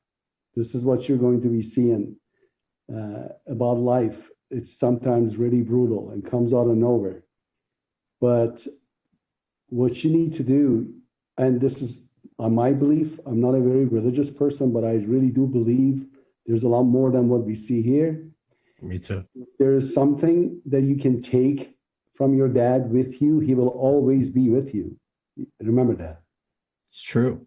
He will always be with you. He told me so much how much he loved her. It's so much. He had characteristics that you need to take with you. They were really unique, one of a kind. And you will always be happy and feel him. There's no way you're not going to feel him for the rest of your life. There's no way. It's true. You know. Haley can always pop on this video and see the kind of love that everybody has for Layne and the stories and what he meant to us, you know? Sure did. Yeah. Just so many times. Try not to be emotional. Sorry, guys. Just, it's like y'all said, it's he lit up the room. He's such a good guy. I mean, yeah, he had his demons. Yeah, he like Haley said, he loved to push buttons. But he had a heart of gold, man. I mean, even when he made mistakes and he screwed up, and I mean, Ted will tell you how many times he screwed. We all know. I mean, he screwed up more probably than anybody, but he never screwed up on purpose. You know what I'm saying? It wasn't like, there's a lot of people in the poker world that are maliciously do bad things to people. Whenever Layne screwed up, he always made it right, or he tried his hardest to make it right. And I think, that's just something that comes out of it for me that I'll always, cherish, is the fact that I just kind of knew what kind of person he was, So, that's Scott Clemens. Are you ready to say something, Scott? God, I didn't know that you had breakfast with him every morning. That's what I had heard. Yeah, I didn't know this either. Scott, you're on mute right now. Take yourself off mute.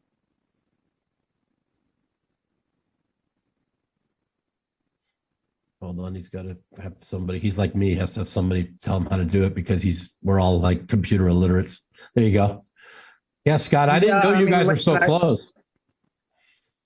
Yeah, I mean, we're neighbors. I mean, we spent a lot of time together over the last 6-7 years. So, I was sweating with him on Sunday just for I mean, I wasn't actually at his house, but I mean, I spent so many nights at his house. We'd just chill on the couch and be watching sports and watching like whatever movies were new or whatever, just hanging out, talking, chatting about life and everything else. But I still remember Sunday morning. I mean, it was just such a short time ago, British Open. I mean, we did some action together. So like we were anti-sweating Spieth and rooting for Morikawa. So like, and we did it for texting the whole time. And it's a bummer. He's like, I'm so tired, but I can't stop watching this golf. And we're just, every shot we try to root for each other. Who's going to get to say that shot was so good first, or that shot was so bad first. Cause we know what's good and bad. So, I mean,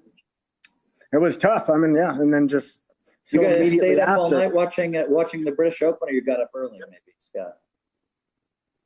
What's that? Say that again. You guys, I mean, I know the live coverage was really early in the morning, so you guys kind of stayed up all night watching it. For the final day, it wasn't super early. I mean, it's not but yeah, he was probably he obviously had tough time sleeping, so I didn't get up as early as he did to watch it. He sometimes was still up, so but for the final day, we were watching for the last 12, 13 holes for the final guys, because those are the guys that were most important. So, but I mean, he was right there. He was sweating and he was doing good. And and like Pat said earlier, he was doing really, really good. So I mean, he looked good, had been healthy, doing everything. And it's just, and I mean, definitely just a shock.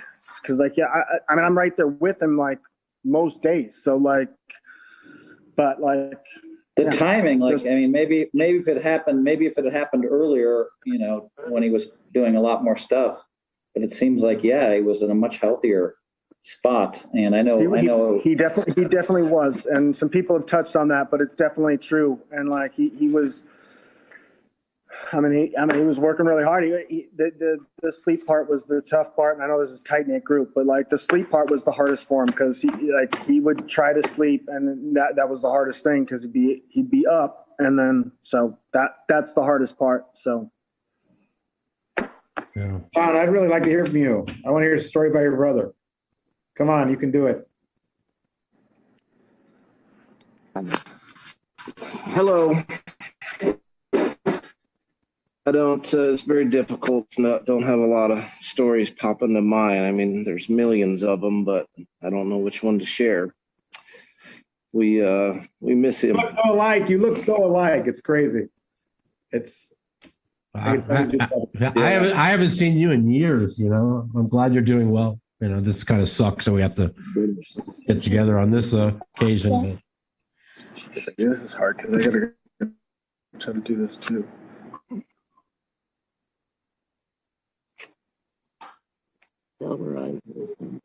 John, please, John. Yeah, I don't know, Mike. We're here at Layne's house right now, packing his stuff up. Yeah.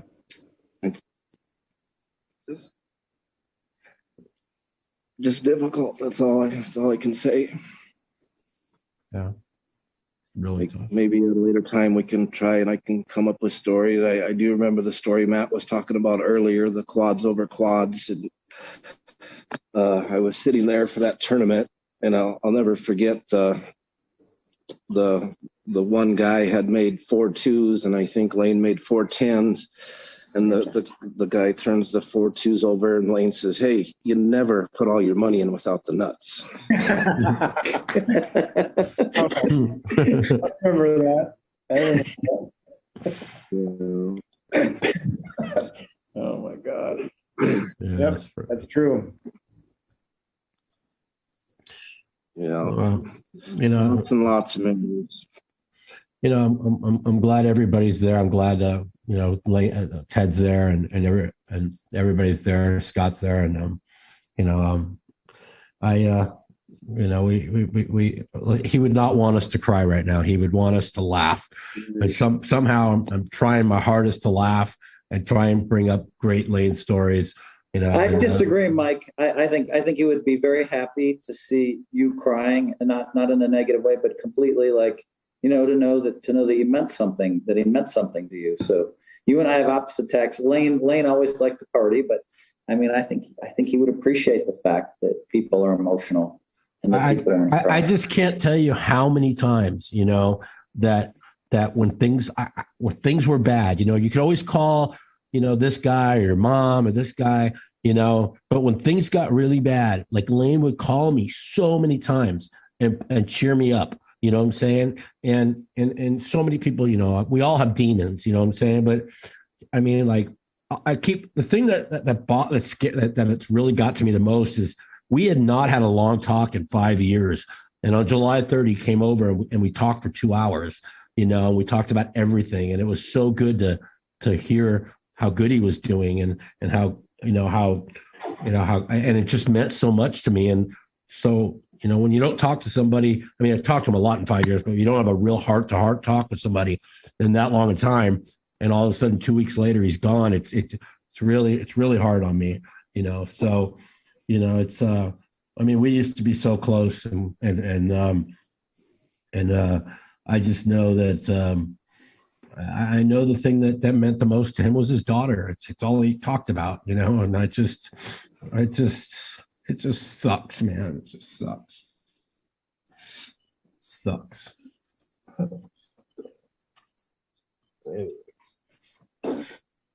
Thanks, Tom, for coming on here. And let's see who else is Bernard Lee. Are you on here, or I see you on here, but I don't know if you're there. If you want to say something, you could say something. Lizzie's on here also, I think. Mike, great job bringing everyone together. I didn't know Layne as well as you guys, but I will say that when I was starting out in the industry, I played a couple of World Series tables with him, and I didn't know if he knew who I was or not. And he was just, like everyone has said, he was just so nice to me.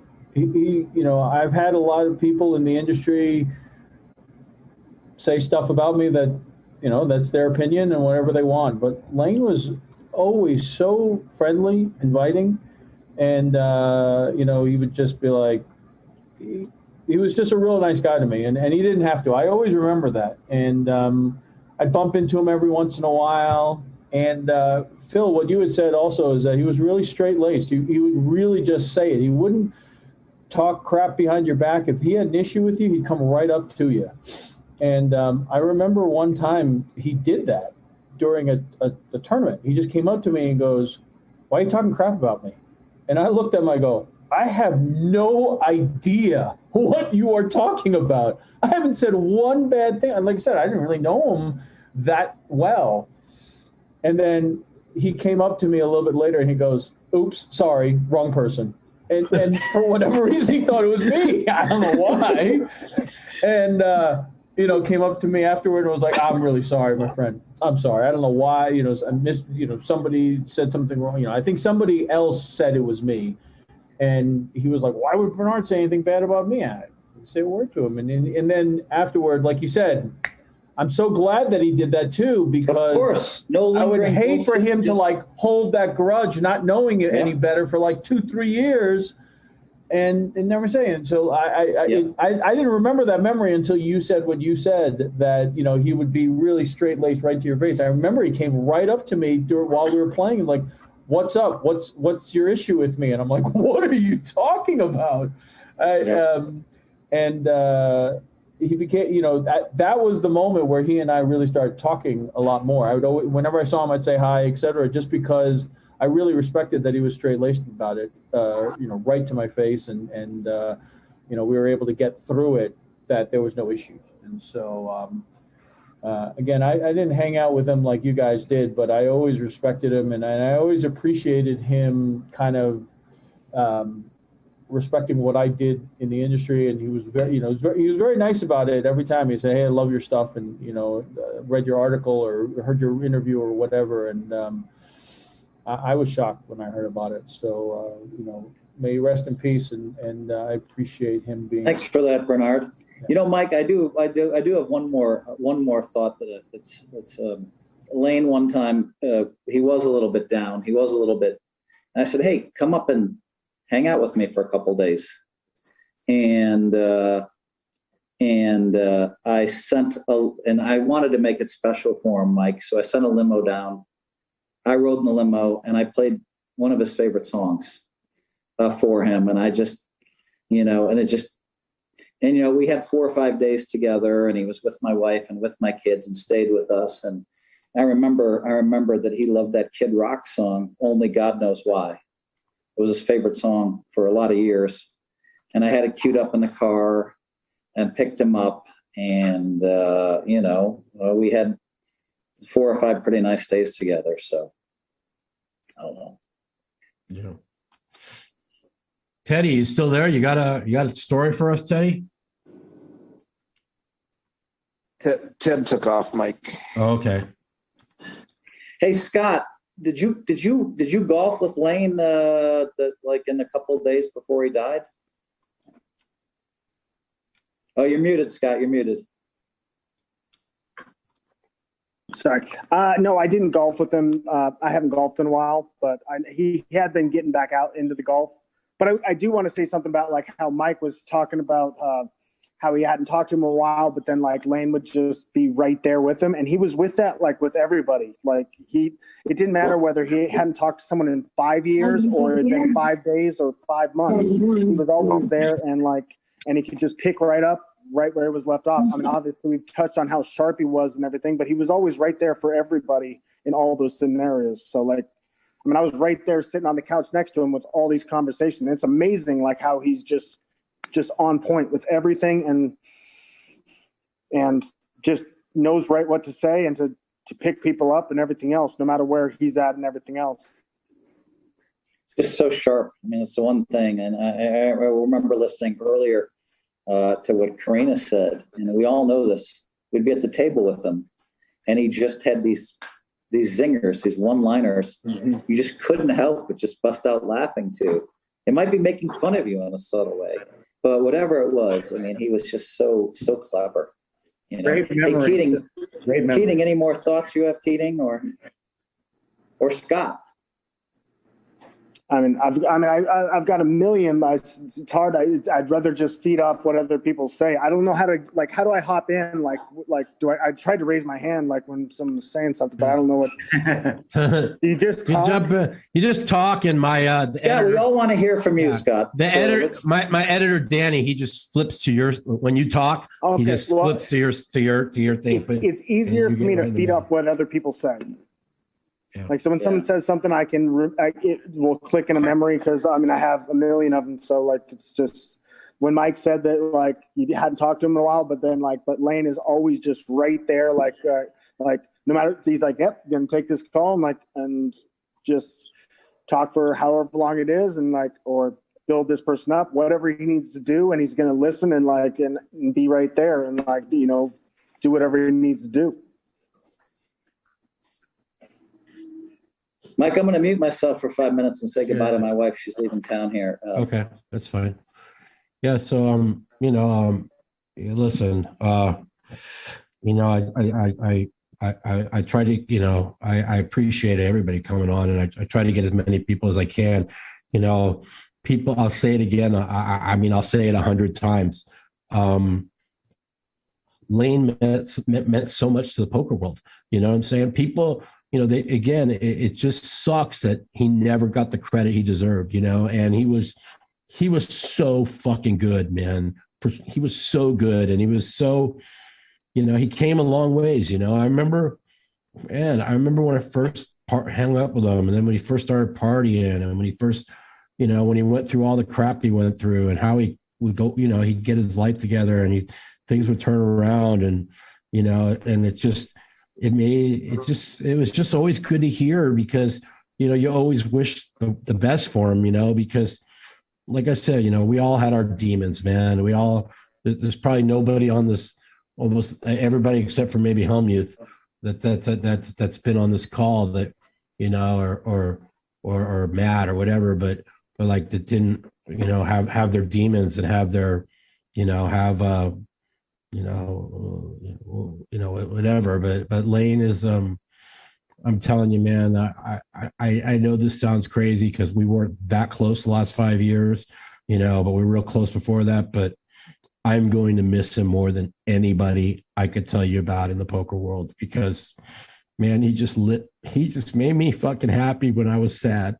And that's all I can tell you. He just found a way to do it. And I don't know how he did it, but I would be depressed and he'd find a way to, at the end of our phone calls, not be depressed. I just don't, he's just a one of a kind person, one of a kind. There will never be another Layne Flack, never in the history of so I don't care who comes up. There'll never be somebody like Layne Flack. Never. I agree.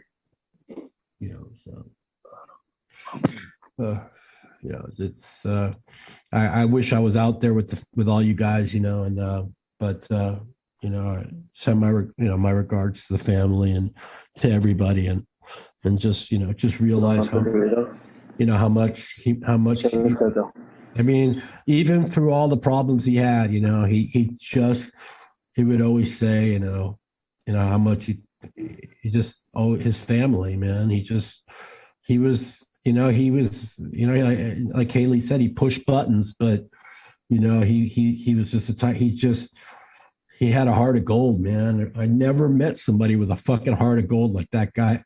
There's just not many people in poker like that. There just isn't. Mikey, I'd give you his last dollar, that's for sure.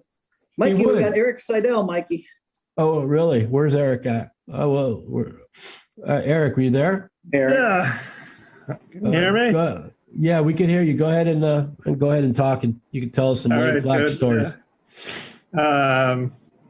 Yeah, I mean, my funniest Layne story, I guess, was he was playing a Bellagio. I was backing him in a Bellagio tournament. Matt was probably there for this, and he decided that he was just going to play blind for the last half hour, and was just raising every hand blind, and he was crushing it. It was Omaha 8 or better. So he was just playing any two cards. That's a tough hand. That's a tough game to play blind. I'll tell you that much. It was amazing to watch. He actually did well. I think he may have even ended up winning the tournament. The final table was the following day.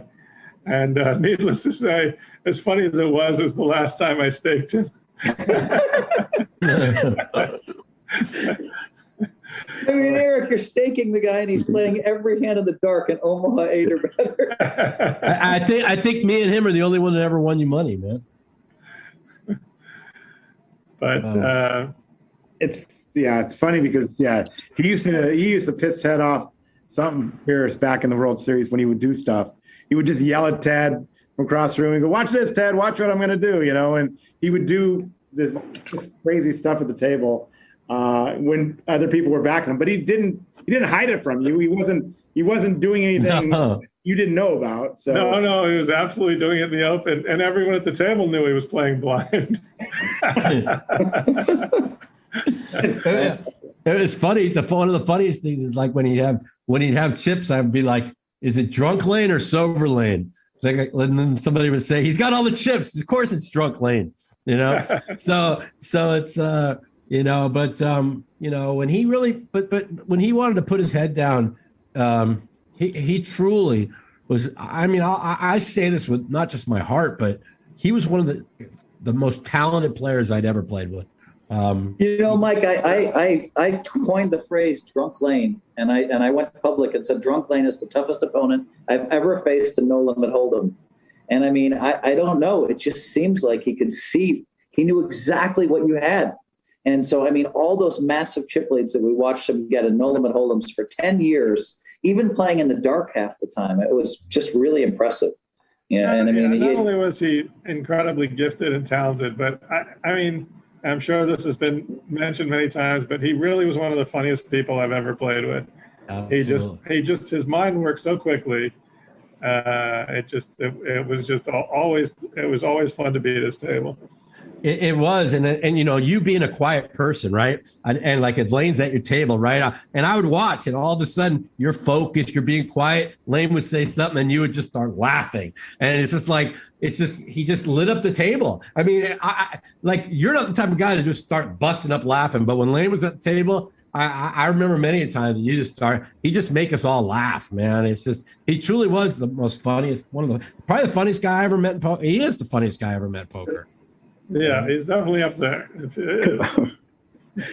And he had a skill of not pissing other people off and being inviting to the table. He knew how to, when it was a recreational player, he treated them special. If he was a pro, he would go at you and, try and antagonize you and try and put you off your game. It was a very smart way that he played that I didn't see much of. He really knew how to take care of people that he didn't know. And I think that's a skill in its own. I think that's a lost skill I said earlier. But Matt, he could antagonize you in a way that you didn't mind.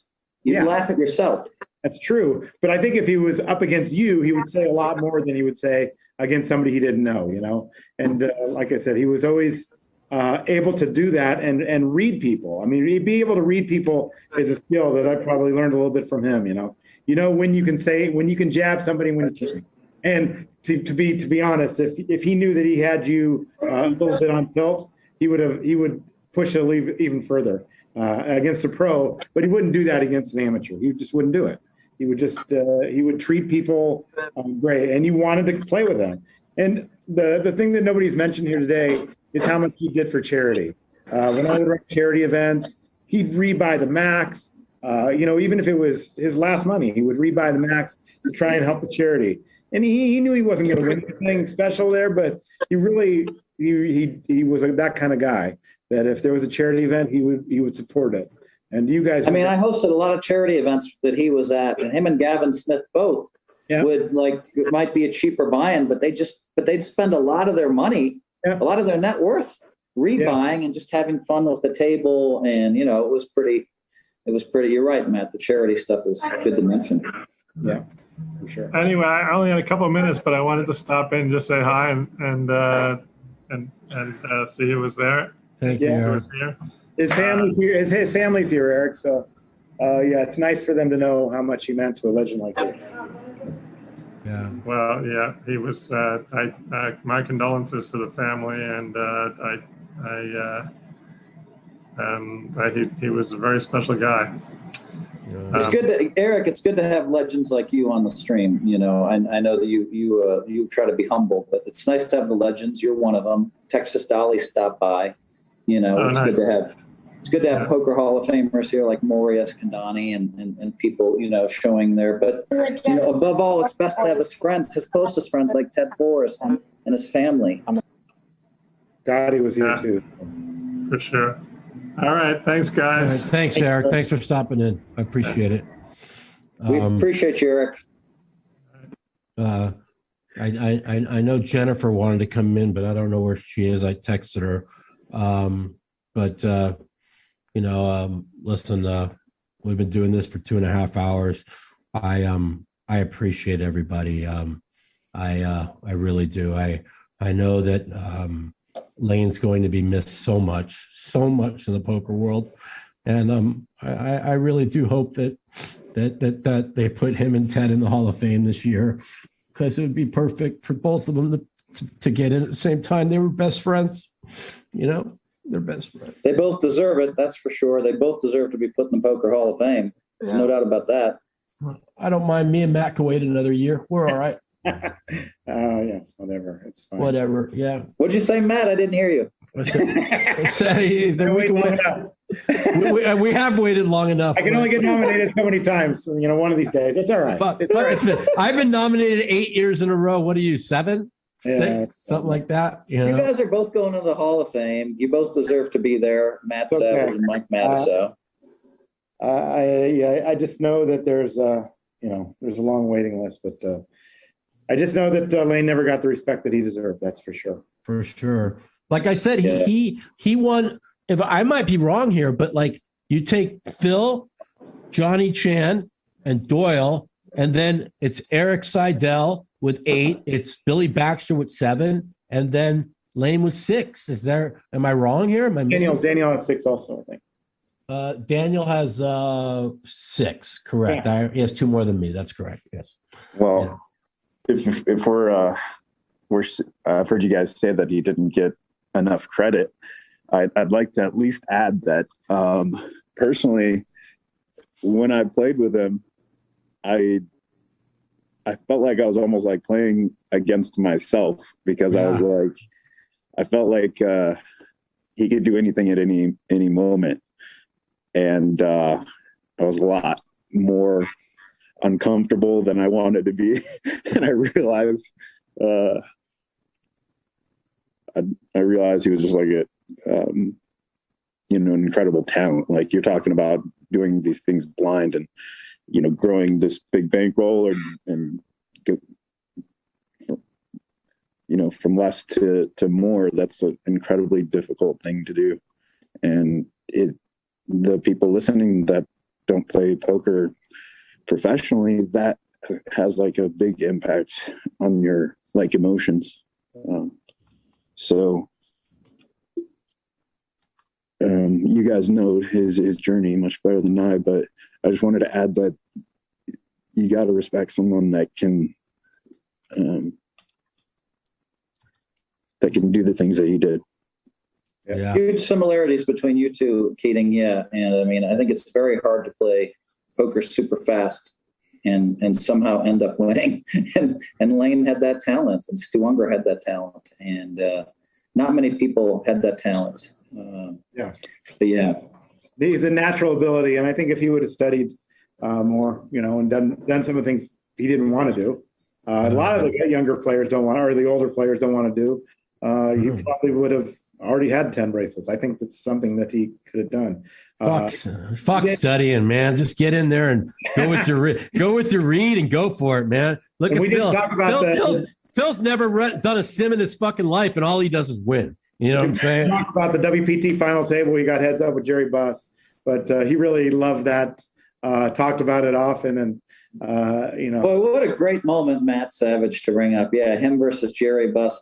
Was that in the end? Oh, that's right. That was in the Invitational, wasn't it? Yeah, the Celebrity Invitational. Okay, yeah, because I didn't think he had a WPT title, but Invitational, he won that, right? Correct? That's correct. Yeah, that's correct. Yeah, we talked about that, and we would talk about that and how much fun they had, and yeah, they were going back and forth, and two.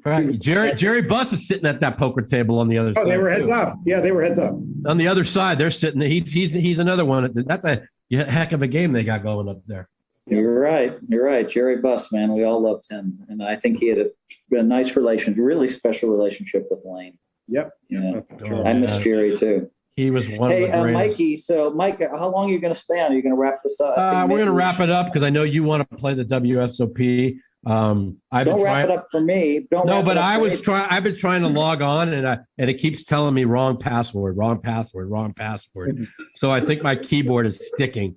So I'm thinking. But I think it's been good, Mike. Why don't you ask Scott? I think we should ask Scott Clemens if he wants to say any parting words. I think Keating did a pretty good job there. Maybe go around and. Yeah, Scott, you want to say any parting words? And Todd Brunson just texted me because he has a little bit of laryngitis. He said that after Layne and Jerry Buss got heads up, he came downstairs and staked Layne for like $400,000 in a cash game after they played heads up. Who did, Jerry Buss? Yeah, of course. I remember Jerry would always say to me, like, one day I was stuck 30,000 and I'm like, fuck, man, I don't have much money here. He's like, what do you need? I'll give you whatever you want. I'm just like, I'm like, no, I don't want, because I'll never forget, I was always afraid, like, I loved Jerry as a friend. I didn't want him to be like, I didn't want somebody like that would do something for me. Right. And he would always say to me, man, Jerry Buss was something, but he would always say, I'll never forget one of Jerry Buss's greatest lines was when we went to dinner and I'm like, man, every time we go to dinner, you pay. I'm like, I'm paying. And his aunt, no, I'm paying. And then he said to me, he goes, Mike, when the Lakers go bankrupt, you can pay. Until then, I'm paying. And so that was just how Jerry Buss was, because me, I don't like to take advantage of anybody. That just wasn't me. So yeah, Jerry Buss was so special, boy. Hey, Mike, why don't we hear some final words from Maury Escandani and Scott? And then we'll go hear from the family one more time. Yeah, we'll hear from the family. And the family for sure. Yeah. Yeah. Go ahead, Maury. Well, I mean, I just have to repeat the same thing as before. He'll be someone that we'll never forget and can easily carry him with us for the rest of our life. I mean, there's going to be time that at the poker table we'll remember, and Mike, you will remember his words to you. I mean, if a depressing moment comes up, you'll remember him. This is how we'll take him with us. I know one thing: if I win a bracelet this year, I'm dedicating it to Layne, because I'm going to play so hard and try and win one for him, because he meant a lot to me, man, during the early years of my career. And when he came over 2 weeks ago, it's like it was almost like we hadn't talked since the day before, it was like the first conversation, like a really deep conversation we had in like 5 years. So it's like, yeah, I'll always remember that, I'll always. Mike, let's go to Scott Clemens. Go ahead. Scott, you're muted. You're muted, Scott. Kicking me off, and I have to do with keeps on kicking me off, and I have to I got my kids here and stuff, so okay, been working through that. But first off, I'd just like to say how much I love Layne and everything else, and I just also like to let everyone know that we're going to work on something like in Vegas at his good friend Brooksy's place. Yes, I heard about that. When's that going to be? I heard we're doing something at Brooksy's, some kind of celebration of life and get together. Let us all know when that's going to be. For sure, I'm going to be in contact with everybody that I can about that. So we're still working on that. So we're figuring out all the stuff. We're right today. We're like, it's good. We're kind of, this isn't going all night because we got to still finish the rest of the house and everything else. So we're going to go do that and then figure out what the dates are for everything there. And then, but I will be in contact with everyone when we get it all set up. So Scott, how's it like in the past? Sometimes when we've lost players, a lot of us have, a lot of the poker players have stood up and helped financially. Is everything? You'll let us know if we can help and who we should help with. Yeah, let us know about that. Yeah, we appreciate it. I believe Ellie is setting that up. So Ellie would be the one to talk to first. I mean, even if we have to do a GoFundMe or raise some money. So I talked to Ellie last night, and like he stepped up first for that. I've never done something like that before. So, but I mean, you guys all have Ellie's number, so yeah. Ellie Elizabeth. Yeah. Okay. Yeah. Okay, I'll call him and we'll find out. And the poker world stepped up for a lot of charity, a lot of people that we've lost. And I'm proud of that, that people step up and that we help people financially. After they're gone, we help the families. I'm proud that our world does that. I'm proud of the poker world for that. Yeah. So thanks, Scott. Anything else you want to say? No, I mean, thank you for doing this. Welcome. And I'm just going to go, I'm going to head back over and my friend came over to watch the kids. Scott. So I'm just going to go help out with the rest. Thanks, Scott. We appreciate you. Matt, you have something else to say, and then we'll go to the family. I just want to say, Haley, be strong. Know that, your dad's loved and he loved you. That's the main thing. But if one thing comes out of this, you need to know that, you got good genes in you. He had a great heart, and continue that for the rest of your life, for sure. It's so true. It's like, I know a lot of times they fought a lot and because like she said, like he pushed buttons. That's all family stuff. Hey, Keating, you want to say anything? But he loved you so much, man. Keating, final thought? Just an immense amount of respect for the guy with right out the gate. Everyone had it. And he earned it, really special person. So I wish I'd got to know him better. But it's great to see all you guys share your stories. I think,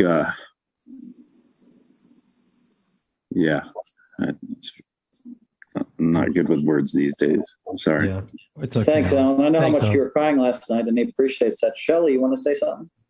Yeah, I'm here with Sean and Haley. That's how we should end the call with you guys. Yeah. Go ahead. Say what you guys. I mean, we just have to say thank you guys for. Yeah. You guys. Kind words.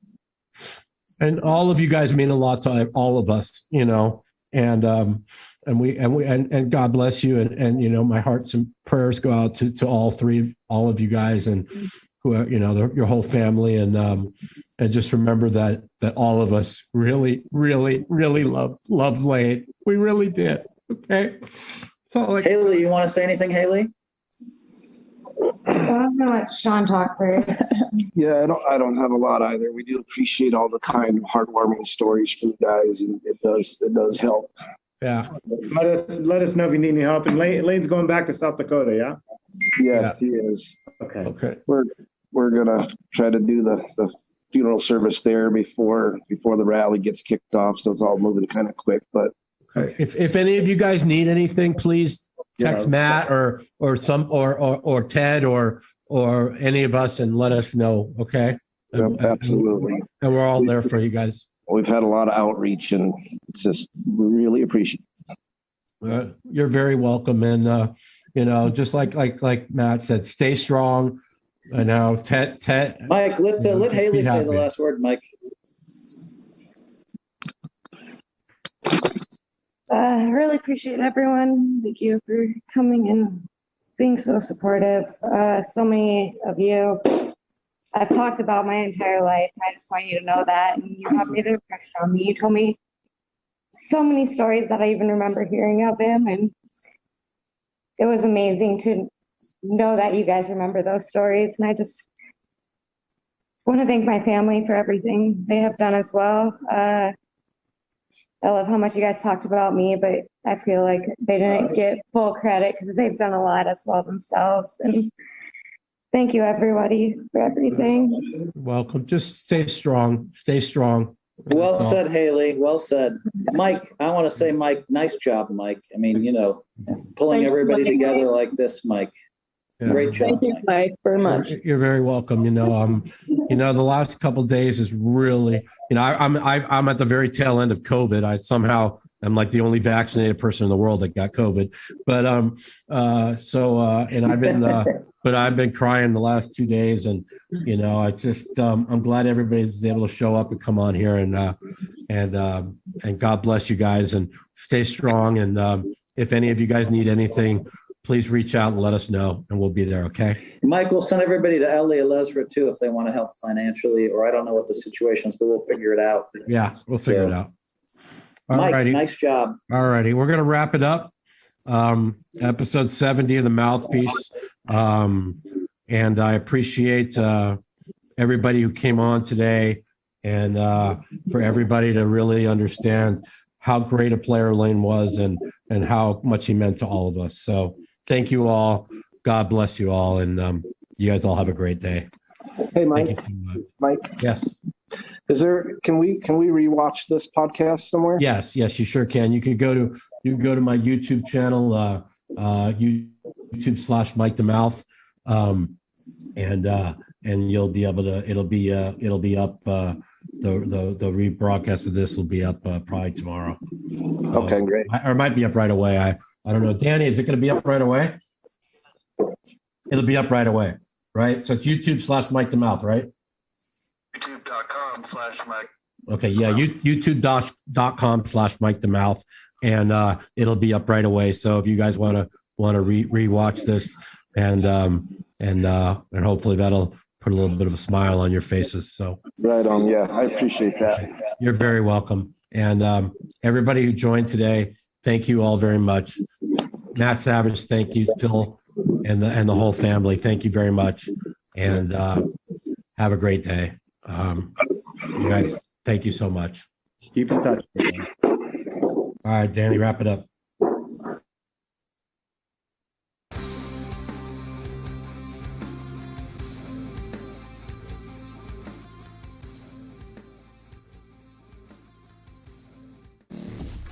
The Mouth